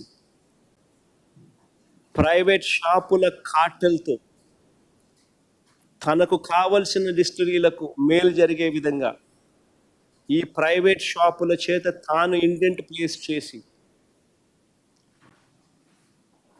తాను ఈ రకమైన 5 డిస్టిలరీలకు 69% ఆర్డర్లు ప్లేస్ చేసి ఆయన స్కామ్ చేస్తే ఎదురు ఆరోపణ ఆయన చేస్తాడు.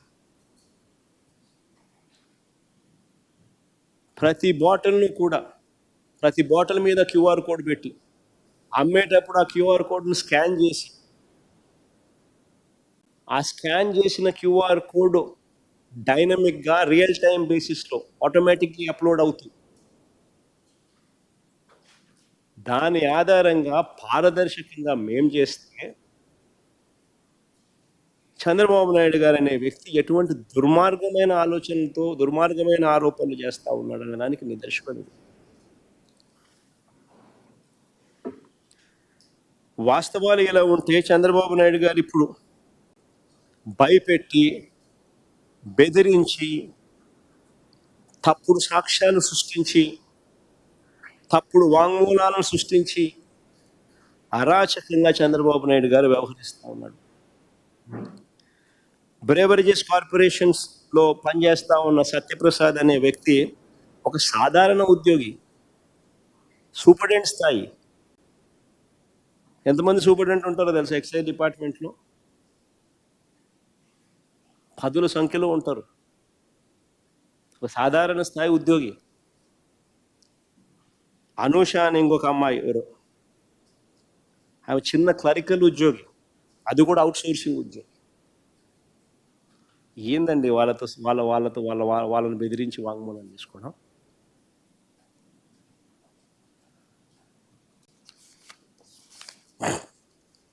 ఇక బ్రేవరేజెస్ కార్పొరేషన్ ఎండీగా పనిచేసిన వాసుదేవ్ రెడ్డి ఈ ప్రభుత్వం తనను వేధిస్తుందని హైకోర్టులో 3 సార్లు యాంటిసిపేటరీ బెయిల్ పిటిషన్ ఫైల్ చేసినాడు ఈ మనిషి. ఈ ప్రభుత్వం తనను వేధిస్తూ ఉందని, హెరాస్ చేస్తూ ఉందని 3 సార్లు యాంటిసిపేటరీ బెయిల్ పిటిషన్ హైకోర్టులో ఫైల్ చేసినాడు. ఇలాంటి వ్యక్తిని బెదిరించి భయపడిచ్చి చివరకు లొంగ తీసుకుని ఇలాంటి వ్యక్తి మళ్ళీ స్టేట్మెంట్ ఇచ్చిన తర్వాత ఈయన సెంట్రల్ గవర్నమెంట్కి మళ్ళీ వెనక్కి వెళ్ళిపోవడానికి ఎన్ఓసి ఇచ్చారు. అంతవరకు ఎన్ఓసి బ్లాక్ చేసి ఇలాంటి వ్యక్తులు ఇచ్చే స్టేట్మెంట్కి ఏం వాల్యూ ఉంటుంది? బెదిరిస్తున్నారు, భయపడిస్తున్నారు, ఎన్ఓసీలు ఆపుతున్నారు. ఆయన నన్ను బెదిరిస్తున్నాడు అని హైకోర్టులో యాంటిసిపేటరీ బెయిల్ పిటిషన్ 3 సార్లు వేసుకున్నా కూడా దిక్కు దివానం లేదు. అలాంటి వ్యక్తులు ఇచ్చే స్టేట్మెంట్కి ఏం వాల్యూ ఉంటుంది? ఇంకొక ఆయన విజయసాయి రెడ్డి, చంద్రబాబుకు లొంగిపోయిన మరో వ్యక్తి. రాజ్యసభ సభ్యుడిగా 3.5 సంవత్సరం తనకు టర్మ్ ఉండగా చంద్రబాబు నాయుడు గారు కూటమికి మేలు చేసేందుకు ఆయన రాజ్యసభ సభ్యత్వానికి ఆయన రాజీనామా చేశాడు. వైఎస్ఆర్సీపీకి ఎమ్మెల్యేల బలం లేదు, మళ్ళీ రాజ్యసభకు వైఎస్ఆర్సీపీ పంపించే అవకాశం ఉండదు అని తెలిసి తన రాజీనామా వల్ల చంద్రబాబు నాయుడు గారి కూటమికి మేలు జరుగుతుందని తెలిసి తన 3.5 సంవత్సరం టర్ము ఆ కూటమికి తాను ప్రలోభాలకు లోనై అమ్మేసి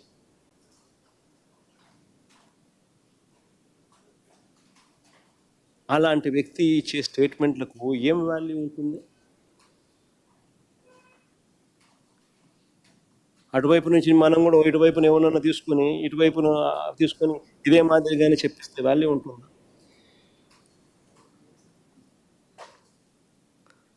మరో నిందితుడిగా చెప్తా ఉన్న రాజ్ కసిరెడ్డి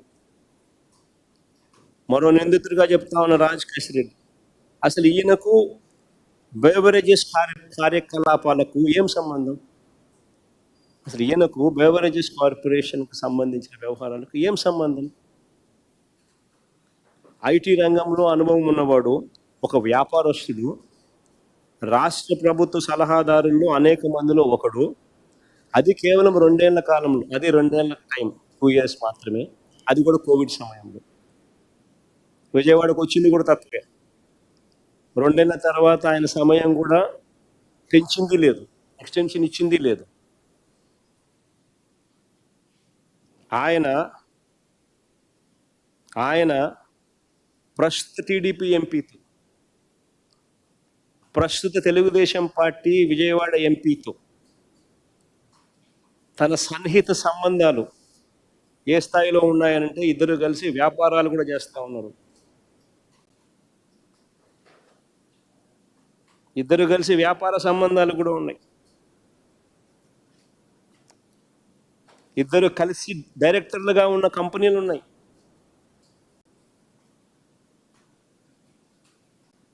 ఈ వ్యక్తి అయితే తెలుగుదేశం పార్టీకి సంబంధించిన సన్నిహిత సంబంధాలతో కలిసి ఉన్నాడు. ఈ వ్యక్తిని తీసుకొస్తే ఈ వ్యక్తిని సులభంగా ప్రలోభ పెట్టచ్చు అని ఈ వ్యక్తిని తీసుకొచ్చారు. ఈ వ్యక్తి మీద ఒత్తిడి తీసుకొచ్చి ప్రలోభాలు పెట్టి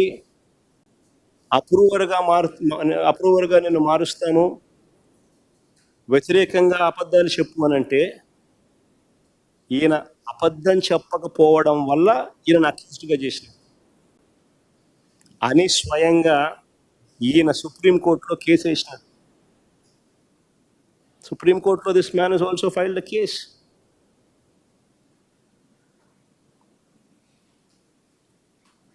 ఒకవేళ ఈయన కూడా వీళ్ళకి కావలసిన పద్ధతి ప్రకారం స్టేట్మెంట్ గాన ఇచ్చిందంటే ఈయనను కూడా వాసుదేవ్ రెడ్డిని వదిలేసినట్టుగానే వదిలేసింది.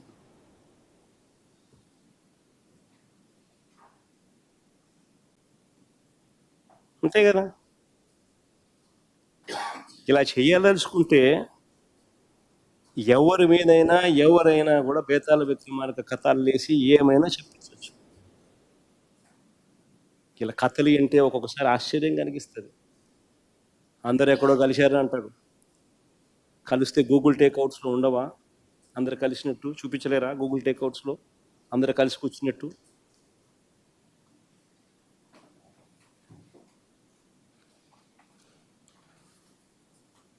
అసలు ఇలాంటి వారు తప్పుడు వాంగ్మూలాలతో కుట్రలు చేసి చంద్రబాబు ఒక బేతాళ కథల్లి సంబంధం లేని వ్యక్తులను లెఫ్ట్ రైట్ సెంటర్ అరెస్ట్ చేసే కార్యక్రమాలు చేస్తూ ఉన్నాడు. రాజంపేట ఎంపీ అయిన మిథున్ రెడ్డికి ఏం సంబంధం? రాష్ట్ర ప్రభుత్వానికి చెందిన బ్రేవరేజెస్ కార్పొరేషను లిక్కర్తో మిథున్ రెడ్డికి ఏం సంబంధం? ఆయన లోక్సభ ఎంపీ, లోక్సభలో ఫ్లోర్ లీడర్. ఆయనకి ఏం సంబంధం ఆంధ్ర రాష్ట్రంతో? వాళ్ళ నాన్న కూడా కనీసం ఈ శాఖ కాదు, ఈ శాఖ మంత్రి గారు. మరి ఏం సంబంధం మిథున్ రెడ్డికి? అరెస్ట్ చేసిన ధనుంజయ రెడ్డి,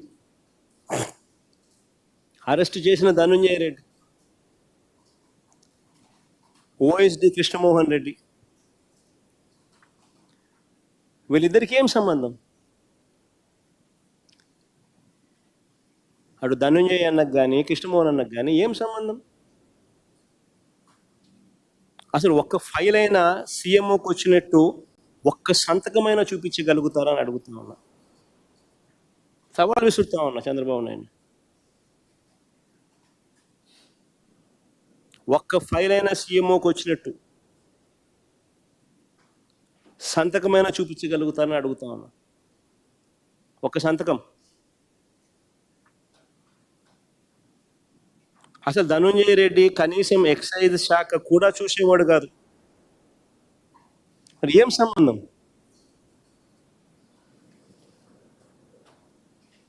ఇంకొక ఆయన బాలాజీ గోవిందప్ప, ఇంకొక ఆయన ఒక మల్టీనేషనల్ కంపెనీ, వికాట్ అనే మల్టీనేషనల్ కంపెనీ, వికాట్ అనే మల్టీనేషనల్ కంపెనీలో వారి గ్రూప్ కంపెనీల్లో, not one company but multiple companies, వారి గ్రూప్ కంపెనీల్లో హోల్ టైం డైరెక్టర్.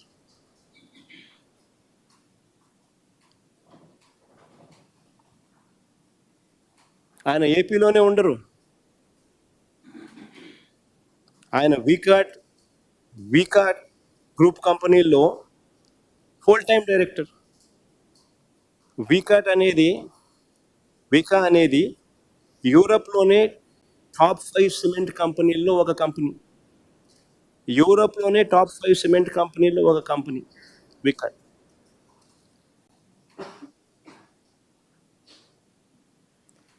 అలాంటి కంపెనీలో హోల్ టైం డైరెక్టర్. వీళ్ళకి టైం ఉండదు. చంద్రబాబు నాయుడు గారు ఈనాడు రాత్రులు వీళ్ళ ప్రకారం మాటలు చూస్తే ఆయన ఏదో ఖాళీగా ఉన్నాడు, నా పనులు చక్కపెట్టేవాడు అని చెప్పి ఏదో రాసుకొచ్చింది. నా పనులు చక్కపెట్టడానికి నా కంపెనీ డైరెక్టర్లు చాలా మంది నాకున్నారు, నా కంపెనీలో పనిచేస్తా ఉన్న ఎంప్లాయీస్ నాకున్నారు. ఆయన అసలు వీకా అనేది నా కంపెనీ కాదు. రిలయన్స్లో నాకు కొన్ని షేర్లు ఉంటే రిలయన్స్ నాది అయిపోదు. నాకు ఓనర్షిప్ ఉన్న కంపెనీస్ నాకు ఉంటాయి,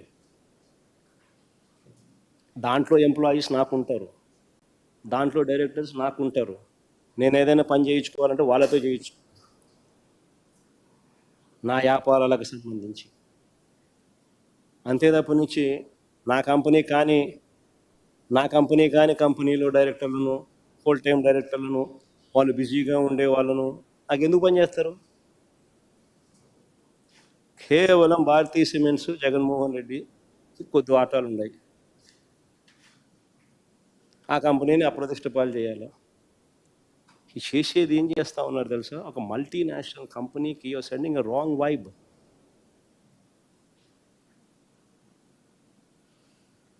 it is 5th largest cement company in Europe. 12 దేశాల్లో వాళ్ళకు ఆపరేషన్స్ ఉండేవి. ఇప్పటికే జిందాన్లు బెదరగొట్టినారు, సజ్జన్ జిందాన్లు ఇప్పుడే బెదరగొట్టినారు. గిత్వాని అని చెప్పి అధికారులను అరెస్ట్ చేసి ఆ మనిషి వ్యాపారం చేయకపోకుండా ఆంధ్ర రాష్ట్రం అంటే సార్ నమస్కారం పెట్టి ఎవరిని వ్యాపారం చేయొద్దని ఇప్పుడే సజ్జన్ జిందాన్ చెప్తా ఉన్నారు. అరబిందో వాళ్ళు ఇప్పటికీ నమస్కారం పెడతా ఉన్నారు చంద్రబాబు నాయుడు. షిప్పు సీజు అని చెప్పి ఇష్టం వచ్చినట్టుగా వాళ్ళ మీద ఆరోపణలు చేసి లాస్ట్కు షిప్పు పోయింది, సీజు పోయింది, బియ్యము పోయినాయి. వాళ్ళేమో చంద్రబాబు నాయుడు ఇప్పుడు ఆంధ్ర రాష్ట్రంలో ఉంటే నమస్కారం స్వామి మేము వ్యాపారం చేయలేమంటారు. ఇప్పుడు నెక్స్ట్ వీళ్ళు ఈ మల్టీనేషనల్ కంపెనీ ఫ్రాన్స్లో one of the biggest companies, యూరోప్లో టాప్ 5 సిమెంట్ కంపెనీల్లో ఒకటి. వీళ్ళు ప్రపంచానికి చెప్తారు ఆంధ్ర రాష్ట్రం నమస్కారం స్వామి వీడి వ్యాపారాలే వద్దు అని.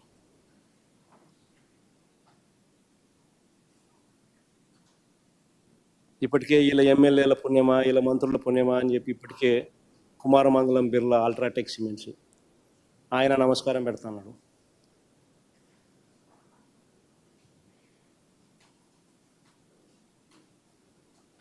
అసలు ఏదైనా మనం చేసే పనుల వల్ల పరిశ్రమలు రావాలా, వాళ్ళకు ప్రోత్సాహం ఇవ్వాలా. ఎలా వాళ్ళందరినీ ఇబ్బంది పెట్టాలా, ఎలా వాళ్ళ పరువును తీయాలా, ఎలా వాళ్ళందరినీ ఇబ్బందికర పరిస్థితిలోకి నెట్టాలా అని చెప్పి చూస్తే nobody will come to Andhra Pradesh.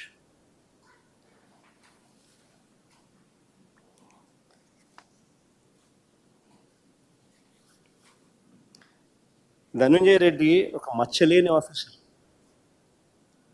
Retired IAS, మచ్చలేని ఆఫీసర్. పాపం ఆయన కొడుకు పెళ్లి సంబంధాలు చూస్తున్నాడు, తీసుకొచ్చి ఆయన జైల్లో పెట్టారు. కృష్ణమోహన్ అన్న ఓ రిటైర్డ్ ఆర్డీఓ, ఓ మచ్చలేని ఆఫీసర్. ఆయన కూడా ఆయన కూతురుకు ఈ మధ్యకాలంలోనే పెళ్లి ఖాయమైంది.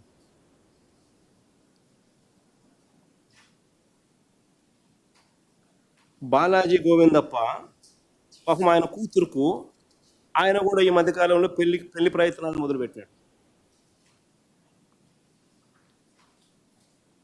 ఎక్కడికి పోతా ఉన్నాం మనం? ఇంకొక ఆఫీసర్ పిఎస్ఆర్ ఆంజనేయులు, డీజీ స్థాయి ఆఫీసర్, ఐపీఎస్, తీసుకొని వచ్చి జైల్లో పెట్టారు.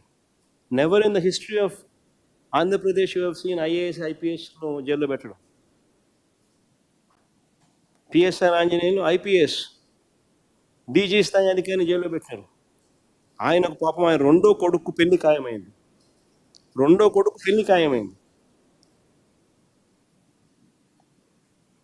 వాళ్ళు ఏమనుకుంటారు అని చెప్పి పాపం పిఎస్ రాజనేని భార్య పోయి వాళ్ళతో మాట్లాడుకోవాల్సి వస్తుంది. ఏం చేస్తాం?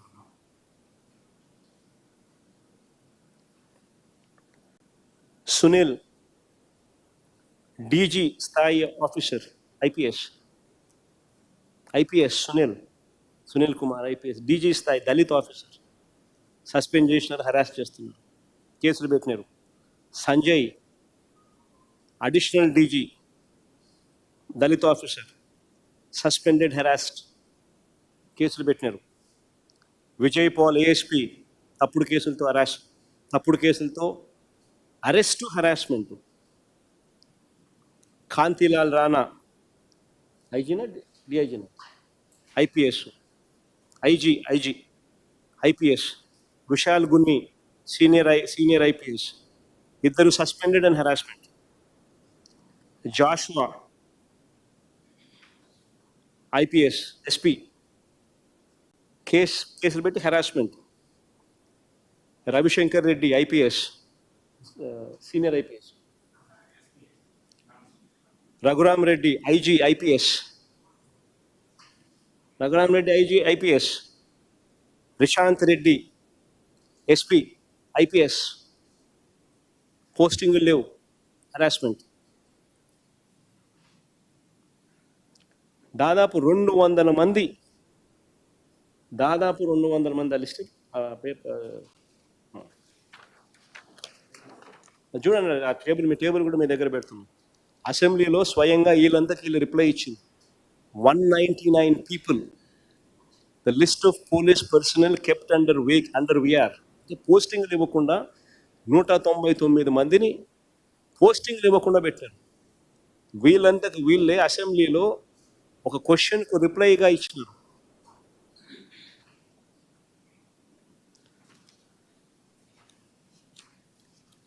డిఎస్పీలు 42 మంది, అడిషనల్ ఎస్పీలు 27 మంది, సిఐలు 119 మంది. పోస్టింగ్లు ఇవ్వకుండా. What kind of harassment is this?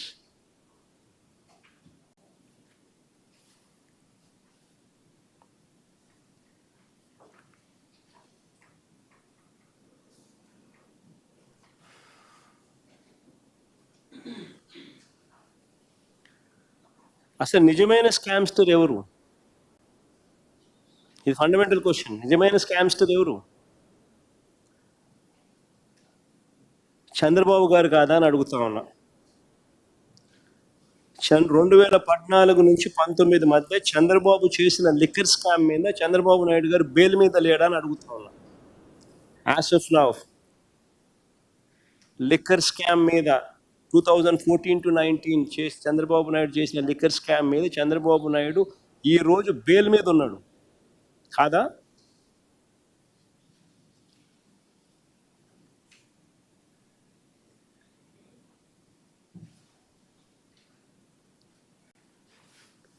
ఆ రోజు చంద్రబాబు నాయుడు చేసిన స్కామ్ చెప్తా చూడండి. రాష్ట్ర వ్యాప్తంగా 4380 లిక్కర్ షాపులు కోసం నిర్వహించిన లాటరీ ప్రక్రియ పూర్తిగా రిగ్గింగ్ చేశారు. లాటరీ పేరుతో ప్రైవేట్ షాపులన్నీ కూడా తన ఎమ్మెల్యేలు, తన వాళ్ళు, తన మంత్రులు ఇప్పుడు ఏ మాదిరిగా చేసినారో అప్పుడు కూడా అదే మాదిరిగానే రిగ్గింగ్ చేసి వాళ్ళ మనుషులకు షాపులు ఇప్పించుకున్నారు. ఈ షాపులన్నింటినీ కూడా ఒక సిండికేట్ మాఫియాగా తీసుకొచ్చినారు. 4380 షాపులకు పక్కనే ఇల్లీగల్గా పర్మిట్ రూములు పెట్టి నడిపినారు. 43,000 బెల్ట్ షాపులు నడిపినారు. అప్పట్లో ప్రతి వీధి చివర, ప్రతి గుడి చివర, ప్రతి గుడి పక్కన, ప్రతి బడి పక్కన. అక్కడ ఇప్పటి మాదిరిగానే ఎంఆర్పి కన్నా 20 రూపాయల నుంచి 30 రూపాయల రేటుకి ఎక్కువ రేటుకి అమ్మారు. అప్పుడు కూడా ఇదే మాదిరిగానే ప్రైవేట్ కంపెనీలు ప్రైవేట్ షాపులు, ఈయన మాఫియాలో భాగమైన ఈయన ప్రైవేట్ షాపుల సిండికేట్ ఈయనకు కావలసిన డిస్టిలరీలకు మేలు చేసే విధంగా వీళ్ళు ప్లేస్మెంట్ ఆఫ్ ఆర్డర్ చేసినారు. తనకు నచ్చిన డిస్టిలరీ నుంచే కొనుగోలు చేసేట్టుగా ఈ ప్రైవేట్ షాపుల తన మాఫియా చేత తనకు కావలసిన కంపెనీల చేత ఇండెంట్ ప్లేస్ చేయించినాడు. తనకు కావలసిన కంపెనీలకే ఇండెంట్ ప్లేస్ చూపించినాడు ఈ ప్రైవేట్ షాపుల చేత.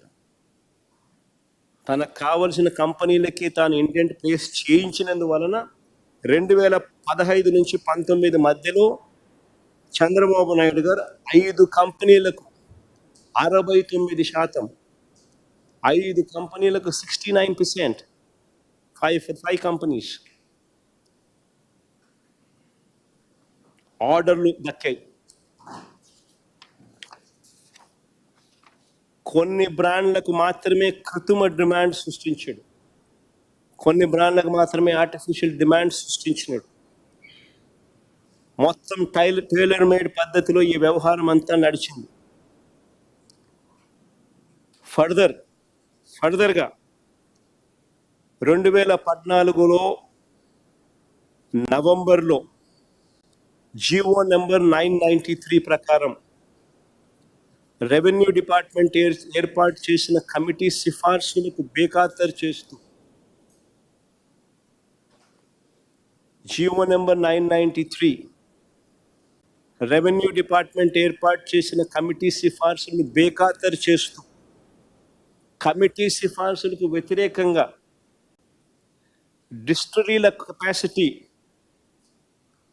కొన్నింటికి ఎక్స్క్లూజివ్గా చంద్రబాబు పెంచుతూ అనుమతులు ఇచ్చినాడు against the recommendation of the committee.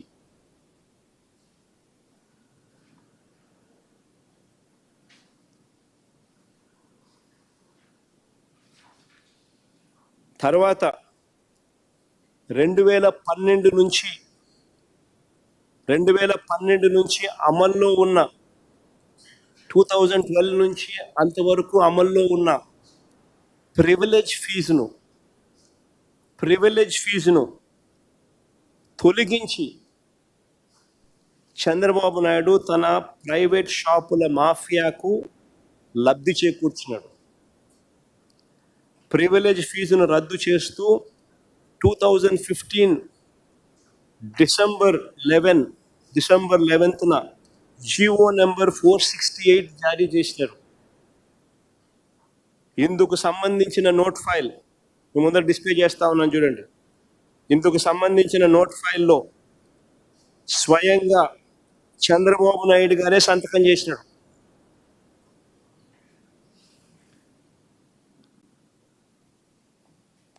మూడు సార్లు చంద్రబాబు నాయుడు గారు సంతకం చేసి without prior cabinet approval, without finance concurrence రాష్ట్ర ప్రభుత్వానికి 1300 కోట్ల రూపాయలు సంవత్సరానికి నష్టం చేకూరుస్తూ 4 సంవత్సరాలలో దాదాపుగా దగ్గర 5,000 కోట్ల రూపాయలు నష్టం చేకూరుస్తూ స్వయంగా చంద్రబాబు సంతకం పెట్టిన ఫైలు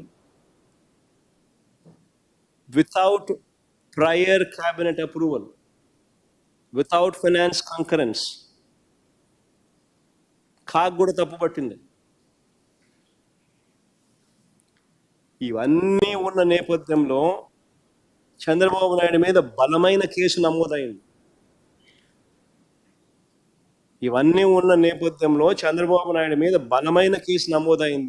ఆయన ఇప్పుడు ఆ కేసు మీద బెయిల్లో ఉన్నాడు.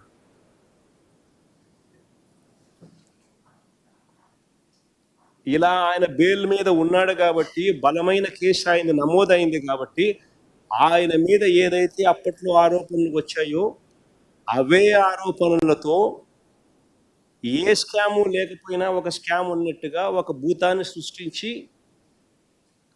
తన కేసును వీకన్ చేసుకునే దానికోసం ఇప్పుడు వైఎస్ఆర్సీపీ ప్రభుత్వం మీద తాను ఇటువంటి ఫాల్స్ కేసు ఒకటి ఫాయిస్టర్ చేసినాడు అన్నది వాస్తవం.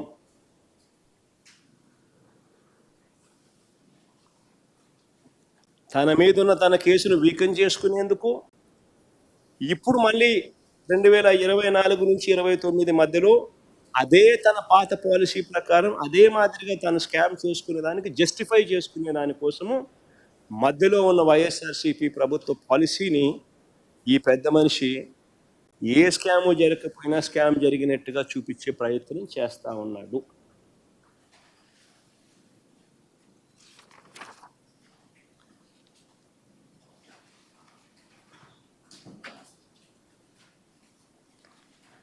ఇప్పుడు చంద్రబాబు అమ్ముతా ఉన్న బ్రాండ్లు ఏమిటి?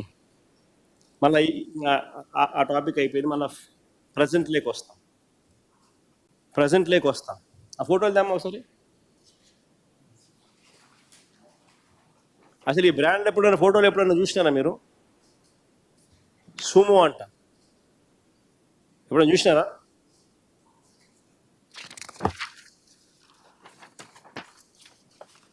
కేరళ మాల్ట్ అంట, ఎప్పుడైనా చూసినారా?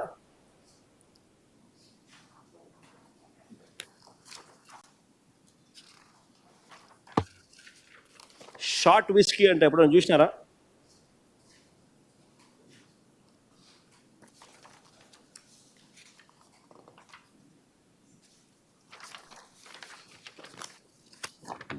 బెంగళూరు విస్కీ అంటే ఎప్పుడైనా చూసినారా?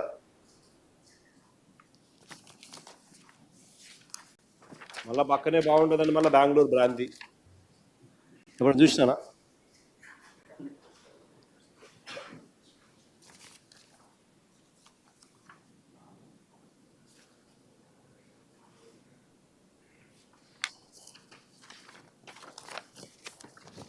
రాయల్ ల్యాన్సర్ విస్కీ అంటే ఎప్పుడైనా విన్నారా? ఓల్డ్ క్లబ్ అంట ఇంకొకటి, ఎప్పుడైనా చూసినారా? ఓల్డ్ క్లబ్ అంటే ఎప్పుడైనా చూసినారా? లేదా గుడ్ ఫ్రెండ్స్ అంట, ఎప్పుడైనా విన్నారా? నేను అడుగుతా ఉన్నది ఒకటే, ఎప్పుడు చూడని బ్రాండ్లు కావా ఇవన్నీ అడుగుతా ఉన్నా. ఏ శాస్త్రీయత ఆధారంగా ఈ ఆర్డర్ ప్లేస్ చేస్తా ఉన్నారని అడుగుతా ఉన్నా.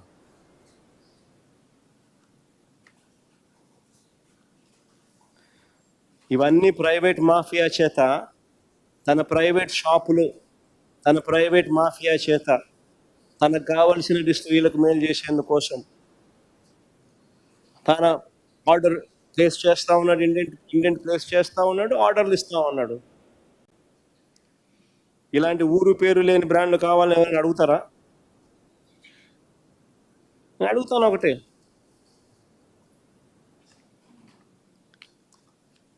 ఇంకోటి చూద్దాం. తాను వస్తే ధరలు తగ్గిస్తామన్నాడు.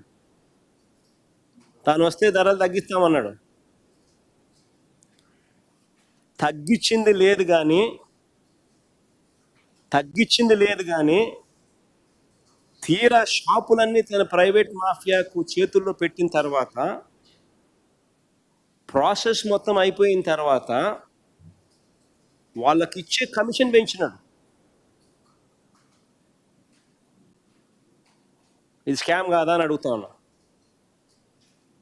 ప్రైవేట్ మాఫియాకు షాపులన్నీ అప్పచెప్పిన తర్వాత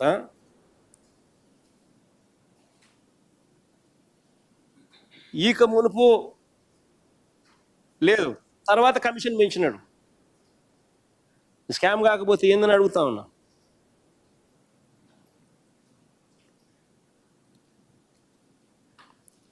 ఎంఆర్పి కన్నా అధిక ధరకు నేను అడుగుతాను. ఇంతమంది విలేకరులు ఉన్నారు, పోండి గ్రామాలకు పోండి, బెల్ట్ షాపులకు పోండి, ఆడికి పోండి, ఇటుకి పోండి, ఎత్తకండి. ఎక్కడైనా ఎంఆర్పి రేటుకి ఎవడైనా అమ్ముతాడేమో కనుక్కోండి.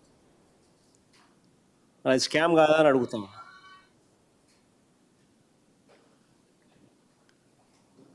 ఫస్ట్ టైం హిస్టరీ ఆఫ్ ఆంధ్రప్రదేశ్లో ఎప్పుడు జరగల. 99కే లిక్కర్ అని చెప్పి ఇస్తానని చెప్పి ఏకంగా లిక్కర్ క్వాలిటీని తగ్గించి, ఇంతకు ముందున్న లిక్కర్ క్వాలిటీ కన్నా ఒక లెవెల్ తగ్గించి క్వాలిటీ ఈరోజు లిక్కర్ అమ్ముతున్నారు. పాత రేట్లు పాత క్వాలిటీ కట్టాగే పెట్టి, కొత్త లిక్కర్ మళ్ళీ క్వాలిటీ తగ్గించి 99కి అమ్ముతున్నాడు. అది కూడా పక్కన రాష్ట్రాల్లో 10 రూపాయలు తక్కువ. మళ్ళా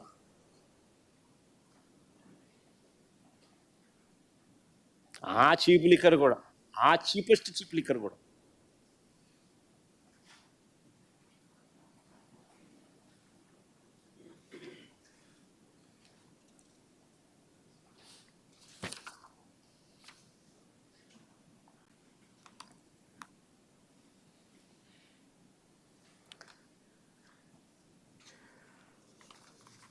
చంద్రబాబు నాయుడు గారి హయాంలో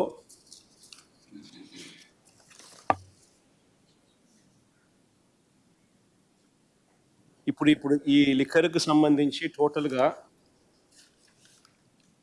అదేది మరి కాదు కాదు, లిక్కర్కి సంబంధించిన మన నోట్ పబ్లిక్ డొమైన్లో పెడతా ఉన్నాం. ఈరోజు నేను మాట్లాడిన ప్రతి మాటలు వైఎస్ఆర్సీపీ నా హ్యాష్ ట్యాగ్తో నా పర్సనల్ ట్విట్టర్లోనూ పెట్టేసేయండి, వైఎస్ఆర్సీపీ ట్విట్టర్ హ్యాండిల్లోనూ పెట్టేసేయండి. This is being uploaded. Factual position with respect to AP liquor policy during YSRCP regime. ఈ మొత్తం 20 పేజీల డాక్యుమెంటు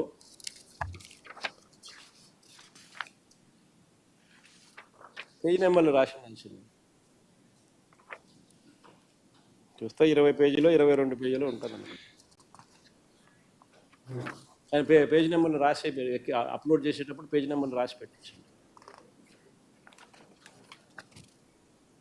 మొత్తం డాక్యుమెంట్ వైఎస్ఆర్సీపీ వెబ్సైట్లోను, హ్యాండిల్లోను, ట్విట్టర్ హ్యాండిల్లోను, నా పర్సనల్ ట్విట్టర్ హ్యాండిల్లోను, రెండిట్లోనూ కూడా this entire document will be placed. ఎవరైనా కూడా ఈ సబ్జెక్ట్ మీద తెలుసుకోవాలనుకుంటే, నాలెడ్జ్ పెంచుకోవాలనుకుంటే, మీకున్న వేరియస్ డౌట్స్ ఈరోజు నేను చాలా సుదీర్ఘంగా ఎక్స్ప్లెయిన్ చేసిన, ఇంగ్లీష్లో కూడా అండర్స్టాండింగ్ కోసం this copy will be put up in the YSRCP Twitter handle and also my own personal Twitter handle. This entire clarification explaining everything whatever I've just spoken, with all those facts and figures and evidences. So ఇది ఎవరికైనా కూడా inquisitiveness ఉన్న వాళ్ళందరూ కూడా my request to you is please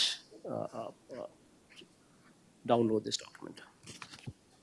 Similarly, ఇంకొక document కూడా download చేయాలి. ఇంకొక డాక్యుమెంట్ కూడా వైఎస్ఆర్సీపీ ట్విట్టర్ హ్యాండిల్లోనూ, వైఎస్ఆర్సీపీ ఇది కూడా ఇంగ్లీష్ కాపీ కూడా పెట్టండి. ఇది కూడా తెలుగు అండ్ ఇంగ్లీష్ 2 కాపీలు పెట్టండి. ఈ మద్యం ఇది లిక్కర్ మీద 2 English copy and English version and Telugu version download YSRCP Twitter హ్యాండిల్లోనూ, నా పర్సనల్ ట్విట్టర్ హ్యాండిల్లోనూ పెడతా ఉన్నాము. సిమిలర్లీ రెడ్ బుక్ మీద కూడా, రెడ్ బుక్ రాజ్యాంగం మీద కూడా, సిమిలర్లీ ఈ రెడ్ బుక్ రాజ్యాంగం మీద కూడా నా ట్విట్టర్ హ్యాండిల్లోనూ, నా పర్సనల్ ట్విట్టర్ హ్యాండిల్లోనూ, వైఎస్ఆర్సీపీ వెబ్సైట్ హ్యాండిల్లోనూ కూడా ఈ రెడ్ బుక్ మీద కూడా ఇది కూడా English version and Telugu versions 2 కూడా ఇవి కూడా పెడతా ఉన్నాం. ఈ కాపీస్ కూడా చూస్తే చంద్రబాబు సారథ్యంలో కూటమి ప్రభుత్వం వచ్చాక రాష్ట్రంలో హత్యలు 390, హత్యలు హత్యాయత్నాలకు గురైన వైఎస్ఆర్సీపీ నాయకులు కార్యకర్తలు, హత్యలు హత్యాయత్నాలకు గురైన వైఎస్ఆర్సీపీ నాయకులు కార్యకర్తలు 766, వైఎస్ఆర్సీపీ నాయకులు కార్యకర్తలపై అక్రమ కేసులు 2466 కేసులు, జైలుకు వెళ్ళిన వైఎస్ఆర్సీపీ నాయకులు కార్యకర్తలు 500. ఇంగ్లీష్లో మళ్ళా చెప్తా. Number of murders what took place after Chandrababu is come into power 390. Number of murders and number of attempt to murders on YSRCP leaders and workers 766. YSRCP leaders and workers, the illegal cases booked on them, 2,466. A number of YSRCP leaders and workers who've been sent to prison during Chandrababu's 1-year regime, 500 of them. Number of illegal cases on social media activists, 440. అక్రమ కేసులు నమోదైన social media యాక్టివిస్టులు 440. కేసులు నమోదై జైలుకు వెళ్ళిన social media యాక్టివిస్టులు, social media activists who were put behind bars, 79. దాడులు గురైన జర్నలిస్టులు, number of journalists who were attacked, 11. Journalist పై అక్రమ కేసులు, illegal cases on journalists, 63.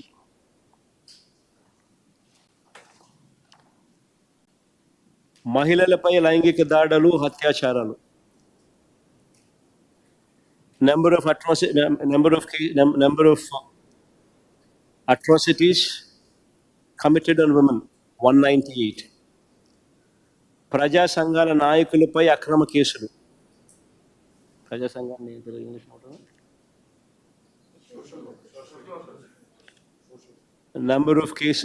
number of illegal cases on social workers, on social organizations, ప్రజా సంఘాల నాయకులు, 73. జైలుకు వెళ్ళిన ప్రజా సంఘాల నాయకులు, leaders of these social organizations who put behind bars, 2. జైలుకు వెళ్ళిన journalists, number of journalists who've gone to jail, 8. ఇది కాక ఆఫీసర్స్, ఇది కాక number of officers who were harassed during TDP regime, 199. Additional SPs 27, DSPs 42, CIs 119. Number of IPS officers, especially higher rank IPS officers who've been harassed, DG ranked officer PSR Anjaneyulu, DG rank officer Dalit officer Sunil Kumar IPS, additional DG rank officer Sanjay IPS, senior officer IG rank Kantilal Rana, senior officer I think IG Vishal Gunni, Raghuram Reddy IG rank officer,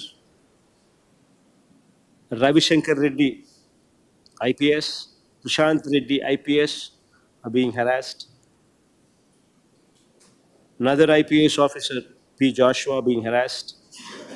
Retired ASP Vijay Paul, wrongfully arrested. This kind of data also. The kind of harassment and the kind of horror that the Telugu Desam Party, that Chandrababu Naidu is unleashing. All this data will also be posted on my Twitter handle, facts and figures with the names, christened Red Book Rajyangam, Red Book Constitution of the TDP. So this would also be tagged on my YSRCP Twitter handle లో ఇది కూడా పెట్టడం జరుగుతుంది. Party Twitter హ్యాండిల్లో కూడా ఇది కూడా పెట్టడం జరుగుతుంది. చంద్రబాబు నాయుడు గారి పాలనలో ప్రజలను వెన్నుపోటు పొడుస్తూ చంద్రబాబు నాయుడు చేసిన మోసాలను నిలదీస్తూ సూపర్ 6 సూపర్ 7 ఏమయ్యాయని ప్రశ్నిస్తూ 143 హామీలు మేనిఫెస్టోలో ఇచ్చిన హామీలు ఏమయ్యాయని గట్టిగా అడుగుతూ రెడ్ బుక్ రాజ్యాంగంతో చేస్తున్న అరాచక అన్యాయాలపైన గలమెత్తుతూ వచ్చే నెల 4వ తారీఖున వెన్నుపోటు దినంగా, అంటే ఎలక్షన్ రిజల్ట్స్ వచ్చిన రోజు జూన్ 4th, బిట్రేయల్ డే కింద వెన్నుపోటు దినంగా ప్రజలతో కలిసి ప్రజల కోసం ప్రజలను, సామాజికవేత్తలను, యువకులను, రైతులను, మహిళలను, నిరుద్యోగులను అందరినీ కూడా మమేకం చేస్తూ కలెక్టర్లకు డిమాండ్ పత్రం ఇస్తూ నిరసన తెలిపే ఈ కార్యక్రమంలో అందరూ పాల్గొనాలని కూడా ఈ సందర్భంగా పిలుపునిస్తా ఉన్నాను.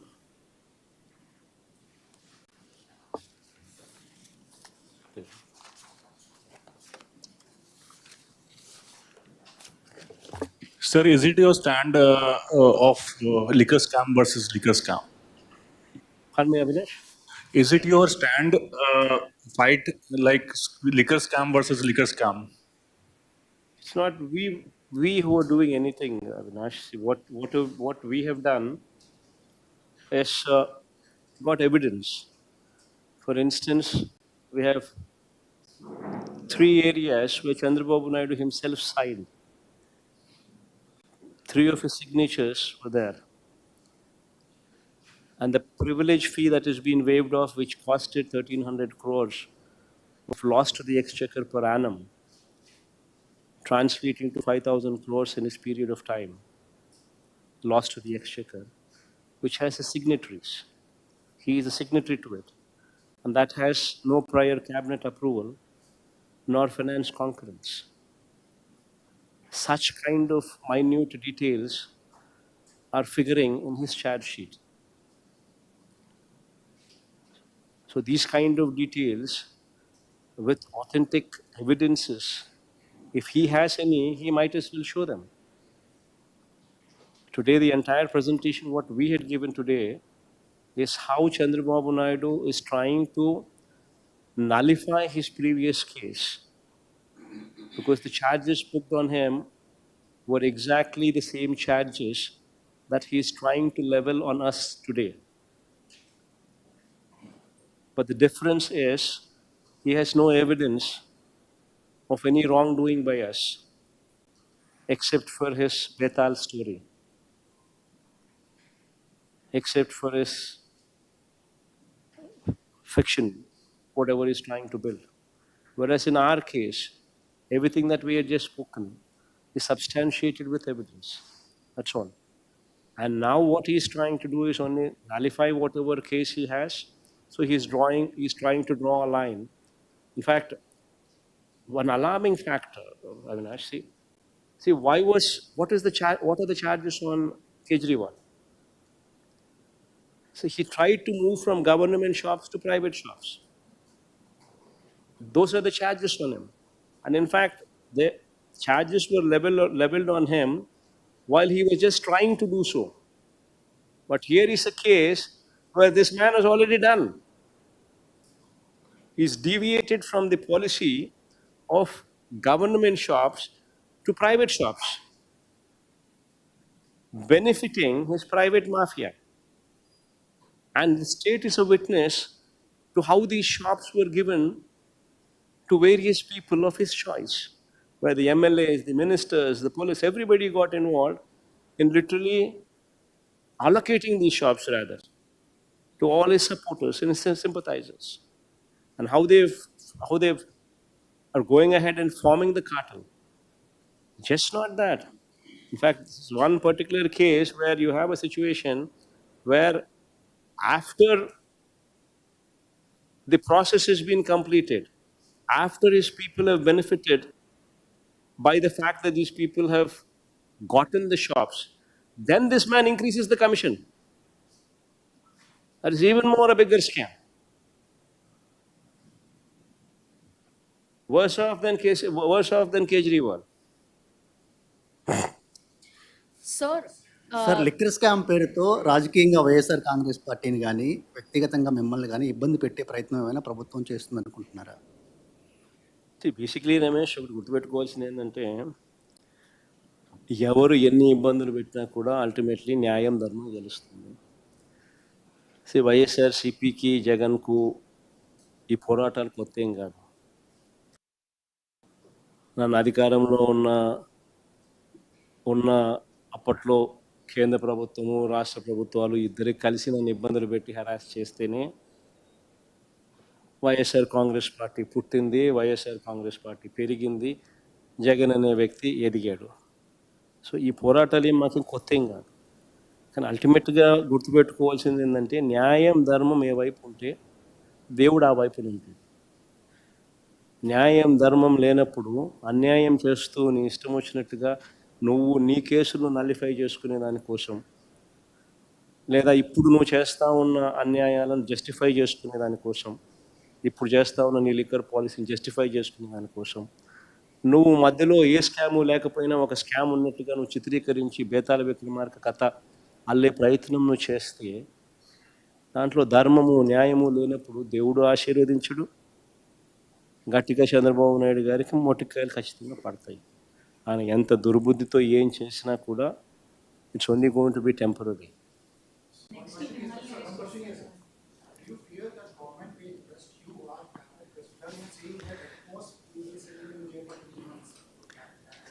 See, I'm in Vijayawada. If they want to, they're welcome. Who's stopping them? See, basically one needs to remember one thing. There's got to be always, you need to substantiate. See, today I had released the entire facts and figures of the case. You tell me, so many of you are seated here. You tell me, where is the scope for any scam? Why would anybody give any money to anybody? See, if somebody were to give some money to somebody, that somebody should have benefited. Here in our case, the volumes have come down. Thereby, their profits have come down, thanks to the taxes that the state government imposed. So, where is the question of anybody giving any money to anybody? Number one. Number two, there is a robust, transparent process which is put in place versus what Chandrababu Naidu did during his regime, where he actually brought in a private shops to actually place indent to his sympathy, to the distilleries that he chose through his private shops mafia, wherein 5 distilleries benefited to the extent of 69% of the orders being carteled by them. But in our case, you do not have such a situation, because every bottle has a QR code. And every bottle, before it is sold, is scanned. And through the scan, it is automatically updated online, live, dynamic, real basis. And based on that sale, transparently orders are placed. So where is the question of any scam anywhere for anybody to even point fingers? And all this story, whatever they're trying to build, I just seriously don't understand one thing. There should be, why would anybody give anybody any money? Number one. Number two, the person whomsoever these people have actually brought into the picture, because this man happens to be their MP's partner, Raj Kashi Reddy, they were harping on him to actually become an approver to their liking and give a false statement. They were just harping on him because he happens to be Telugu Desam Party, Vijayawada Telugu Desam Party MP's business associate. So they were just harping on that point. But this man also, when he was reluctant to give a false statement, they did not know what to do. So they also made him accused. Now you tell me, that person whomsoever they have arrested, he himself, even though he is Telugu Desam Party's MP's business partner, still says There is no scam. There is no money. Then what exactly are we talking about here? Except for one Betal story that these people have, one cock and bull story that these people have cooked up. So there have been a lot of names that have come up in this investigation. There's been a lot of Let him complete. Then I'll come back. Yeah? Pardon?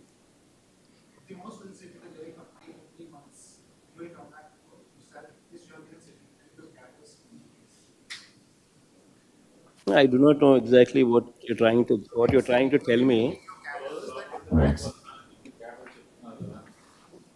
Did you hear that? Your press release says that. Your press release says that. See, basically, one needs to be mindful of one thing.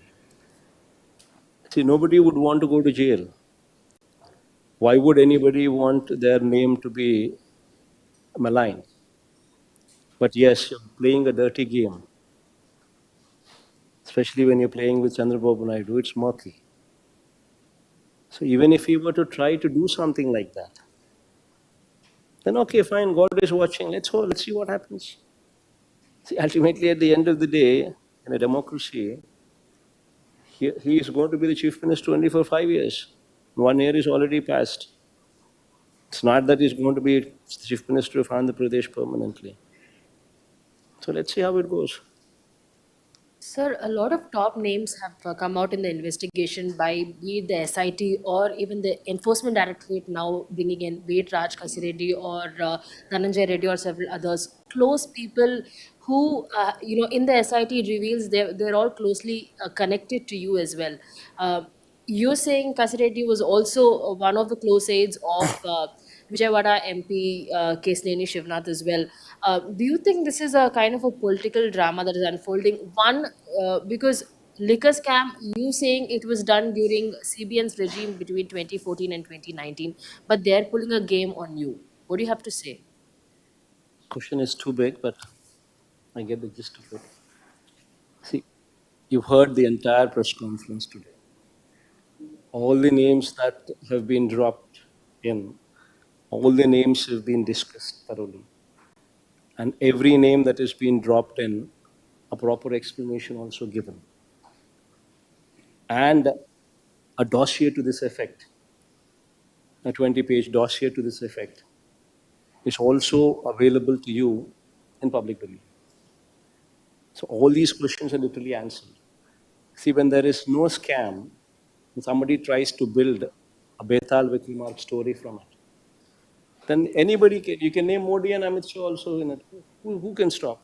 So all what you require is one junior level officer to say something, one Beverages Corporation MD who can be stopped, who's filed anticipatory bail petitions thrice in the court, saying that I'm being threatened by government, please do something about it. And that man's NOC was successfully stopped till such time he yielded. And such man giving a statement, what value is it? If such man's statement you want to take into cognizance, or you want to take one rogue MP's statement into cognizance, an MP who deserts your party, MP who surrenders his term to benefit the other party, and such man's statements, if one wants to take into consideration, then what is the credibility of such statements? See, what is very important is, see, there should be some credibility in whatever you're trying to say. See what Mithun Reddy asked. He said, these people built one cock and bull stories and said that these people have met someone. Mithun Reddy asked a simple question. If we would have met, show me the Google takeout. And how am I connected? What is a fair question? But there's no reply to it. And everybody who's there, for instance, the CMO, how is CMO connected? Show me one single signature. One single signature. I've shown you 3 signatures of Chandrababu Naidu. Show me one signature where the file came to CMO. And where is the question of CMO people being arrested, except for harassment? See, If such were to be the case, anybody can name even Modi and Amit Shah also. Who's stopping? Tomorrow, Congress government in any Karnataka state can also get one BJP MP, a rogue BJP minister or an MP or leader, come and give one statement against Amit Shah or Modi. That will suit some purpose. Then one BJP during one ex-Beverages Corporation MD, who happens to be during a corporation MD during BJP's regime, all what they need to do is they need to just bring in, harass them, and give one statement. And that man can give a statement that I gave something to Modi, I gave something to Amit Shah. What is stopping? Anybody, any statement can be given on anybody. Who stops? Sir ration మాఫియాని అరికట్టడం కోసమే door delivery విధానాన్ని ఆపేశామని చెప్పి ప్రభుత్వం ration మాఫియాని అరికట్టడం కోసమే door delivery విధానాన్ని ఆపేశామని చెప్పి ప్రభుత్వం చెప్తుంది. పవన్ కళ్యాణ్ గారు చెప్తున్నారు 1600 కోట్ల రూపాయల అవినీతి జరిగింది. రేషన్ మాఫియా పెరిగిపోయింది, దాన్ని అరికట్టడం కోసమే డోర్ డెలివరీని ఆపేశాము. అదేవిధంగా రేషన్ బియ్యం నేను సడన్గా మాఫియా నాకు పోతాను. రేషన్ అక్రమ రవాణా జరుగుతుంది, దాన్ని అరికట్టడం కోసమే హోమ్ డెలివరీని తీసేసామని చెప్పి గవర్నమెంట్ చెప్తుంది. పవన్ కళ్యాణ్ గారు అంటున్నారు 1600 కోట్ల రూపాయల అవినీతి జరిగింది. అసలు రేషన్ బియ్యం ఇంటింటికి పంపిస్తేనే అట్లీస్ట్ నువ్వు చెప్పే అక్రమాలు ఆగిపోతాయి. రేషన్ బియ్యం అనేది ఫస్ట్ ఆఫ్ ఆల్ ఎక్కడ అక్రమాలు జరుగుతాయి? ఫస్ట్ ఆఫ్ ఆల్ వీళ్ళు షార్టెక్స్ బియ్యంను ఆపేస్తారు. క్వాలిటీ పెంచి మేము షార్టెక్స్ బియ్యం ఇస్తూ ఉంటుంది. దానివల్ల నూకలు తక్కువ ఉండేటివి, మధ్యస్థు సన్నకార స్వర్ణ బియ్యాన్ని మాత్రం ప్రొక్యూర్ చేస్తూ ఉంటుంది. దానివల్ల తినేవాడు తినేదానికి ఉత్సాహం చూపేవాడు. ప్లస్ వీళ్ళెవరూ కూడా ఇబ్బంది పడకోకుండా ఇంటింటికి పోయి, ఇంటి వీధి చివరి దగ్గరికి పోయి, బండి అక్కడికి పోయి అక్కడనే డెలివరీ చేసేది. స్టాండ్ బై కింద వాళ్ళు మళ్ళీ సాయంత్రం పూట సచివాలయం దగ్గర బండి పెట్టుకొని అవైలబుల్గా కూడా ఉండేవాళ్ళు ఎవరైనా మిస్ అవుట్ అయిపోతే. సో ఈ వెసులుబాటు వల్ల ఎవరైనా కూడా ఇంటికే వచ్చి ఇస్తూ ఉంటే తీసుకునేవాడు తీసుకుంటాడు. వేరే ఎవడో రేషన్ షాప్ డీలర్ దగ్గరికి మాత్రమే ఇప్పుడు పోవాలి. ఆ రేషన్ షాప్ డీలర్ అనేవాడు తెలుగుదేశం పార్టీ వాడు అయి ఉంటాడు. వాడు వైసీపీ పార్టీనో ఇంకొక పార్టీనో పోతా ఉంటే ఆడు సతాయిస్తాడు. నా ఇంటికి రావాలంటాడు, నా దగ్గరికి రావాలంటాడు, నాకు సెల్యూడ్ కొట్టాలంటాడు, అప్పుడే నేను ఇస్తానంటాడు. ఇంటికి వచ్చిన బాధలే అని చెప్పి పోరు. సో బియ్యం ఆటోమేటిక్లీ వీళ్ళు మిగులుతుంది. వీళ్ళు చేసేది మాఫియా. ఇంటికి పోయి తీసుకొని పోయి డోర్ డెలివరీ చేసేది ఒక సర్వీస్. ఆ సర్వీస్ను వీళ్ళు డోర్ డెలివరీ సర్వీస్ను తీసేయడం చేసిన తప్పు. ఆ తప్పును జస్టిఫై చేసుకుంటూ, ఆ తప్పును తప్పు కింద యాక్సెప్ట్ చేయకుండా, దానికి సారీ అనే పదం చెప్పకుండా దాని మీద కూడా బురద జల్లే ప్రయత్నం దుర్బుద్ధితో చేస్తూ ఉన్నారనేది వీళ్ళ సంకుచిత రాజకీయ మనస్తత్వానికి నిదర్శనం. నీ ఇంటికి దగ్గరికి నీకు బియ్యం వస్తే నువ్వు ఆనందంగా తీసుకుంటావా? లేకపోతే నీ డీలర్ దగ్గరికి నువ్వు పోయి తీసుకోపో అని అంటే వాని విమ్స్, వాని ఫ్యాన్సీస్, వాని టైమింగ్స్ ప్రకారం నువ్వు పోయి అక్కడ పోయి తీసుకునే కార్యక్రమానికి నువ్వు ఉత్సాహం చూపుతావా? ఇదేం కొత్త కాదు కదా మనకు. డీలర్ల దగ్గర ఎందుకు డీలర్ వ్యవస్థ, ఎందుకు వ్యతిరేకత వచ్చింది? సార్ మీ పార్టీ నేతలు ఇప్పటికే కేసులు పెట్టారు, అరెస్ట్ కూడా జరుగుతుంది. ఇది కాకుండా అదనంగా భూములు లాక్కునే ప్రయత్నం కూడా చేస్తారు. సజ్జల రామకృష్ణారెడ్డి గారు కుటుంబా చెందిన భూములు కానీ, విజయ రామకృష్ణారెడ్డి గారు కుటుంబా చెందిన భూములు లాక్కరు. ఈ కొత్త తరహా ఎవరైనా ఇక్కడ జరుగుతూ ఉన్న రెడ్ బుక్ రాజ్యాంగం బహుశా దేశ చరిత్రలో ఎక్కడ జరగదేమో. కానీ ఎప్పుడైనా గుర్తుపెట్టుకోవాల్సింది ఒకటే, ఎంత అన్యాయమైనా కూడా శిశుపాలని పాపాలు పండినట్టుగా కొన్ని రోజుల పాటు మాత్రమే చేయగలుగుతారు. ఒక స్టేజ్ వచ్చిన తర్వాత దేవుడు కూడా దాన్ని పర్మిట్ చేయరు. వీళ్ళు చేసే అన్యాయాలు, వీళ్ళు చేసే అక్రమాలు నువ్వు చెప్పినట్టుగా వీళ్ళకి నచ్చకపోతే నచ్చని వాళ్ళ భూములు లాక్కోవడము, వీళ్ళకి నచ్చకపోతే నచ్చనోని మీద తప్పుడు కేసులు పెట్టడము, వీళ్ళకి నచ్చకపోతే నచ్చనోని మీద తప్పుల మ్యానుఫ్యాక్చర్డ్ ఎవిడెన్సెస్ క్రియేట్ చేయడము, ఒక మ్యానుఫ్యాక్చర్డ్ కేసు పెట్టించడము, ఇవన్నీ కూడా కరెక్ట్ సాంప్రదాయాలు కాదు. ఈ సాంప్రదాయాలన్నిటి వలన కూడా దేవుడి దగ్గర మార్కులు తగ్గుతాయి. దేవుడు మొట్టికాయలు వేసే రోజు వచ్చినప్పుడు ఎవడు చేతికి కూడా దొరకడు. ఏమవుతావు? SIT's investigation has traced a money trail, suggesting a scam worth over rupees 4,000 crore, with kickbacks channeled through the shell companies and Binamis. How to explain this findings? Yeah, Madhu, where is the money trail? Who's the money trail? Chandrababu Naidu's money. Are you talking about Chandrababu Naidu's money? First of all, you please tell me that. If you have any money, give me, please. I do not have money. Currently, I have difficulties in running the party. If you have any money somewhere, please send me. I'm willing to take. Are what money when there is no scam? So the government right now is sitting on a land for 54,000 acres for Amaravati. Instead of saying they want another 40,000 acres. They haven't filled these 54,000 acres with any constructions yet. And another 40,000 acres. How do you view it? What's your reflection on this? It's exactly, in fact, my whole explanation was that. The whole presentation on Amaravati was concerning that, wherein I had presented the whole case to you, that this is stupidity. Rather than the first 50,000 acres, you had gone to Niti Aayog, and you yourself had given a presentation that it would cost, that you would require 77,000 crores for that. And you had gone ahead and actually tied up loans to the extent of 51,000 crores in various forms.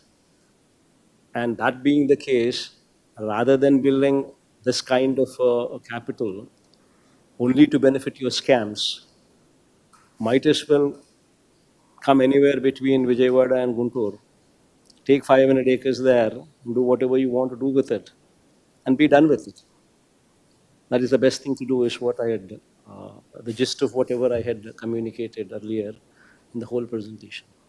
Well, I'm also with you on that thinking. Will the international airport they are proposing to build, if it comes up, it will be only like within 300 kilometers of an already very well established airport in Hyderabad. So would it serve the purpose of Amaravati, which is yet to bring all those companies? Vijayawada Gannavaram Airport is hardly any distance. 40 kilometers probably from there. You can't have another airport just within 40 kilometers. You can't have another airport. And it's not feasible, it's not workable, it's not going to take off. So all these are all one more fiction stories which will never take off. We just want to ensure that their real estate prices move up in those particular areas. So they are wanting to, they have their own land secured there, their Binami lands on themselves, lands on their names. So they want some kind of a hype there to boost their portfolio of lands. So how does the government justify the gap between promises made and actual implementation during the vice president's tenure in 1990? 99% of the manifestos were fulfilled, Madhu. Please go through the manifesto that is already there in existence, and please go through the entire 2,73,000 crores. I repeat that number, 2,73,000 crores of DBT that was implemented through various schemes that were promised in the manifesto. 99% of the manifesto was fulfilled. Sir, government a genuine policy shift or merely a rebranding exercise to counter anti? Pardon me? Is Jagan 2.0 policy shift or merely a counter to fight anti? So why don't you just go do a survey?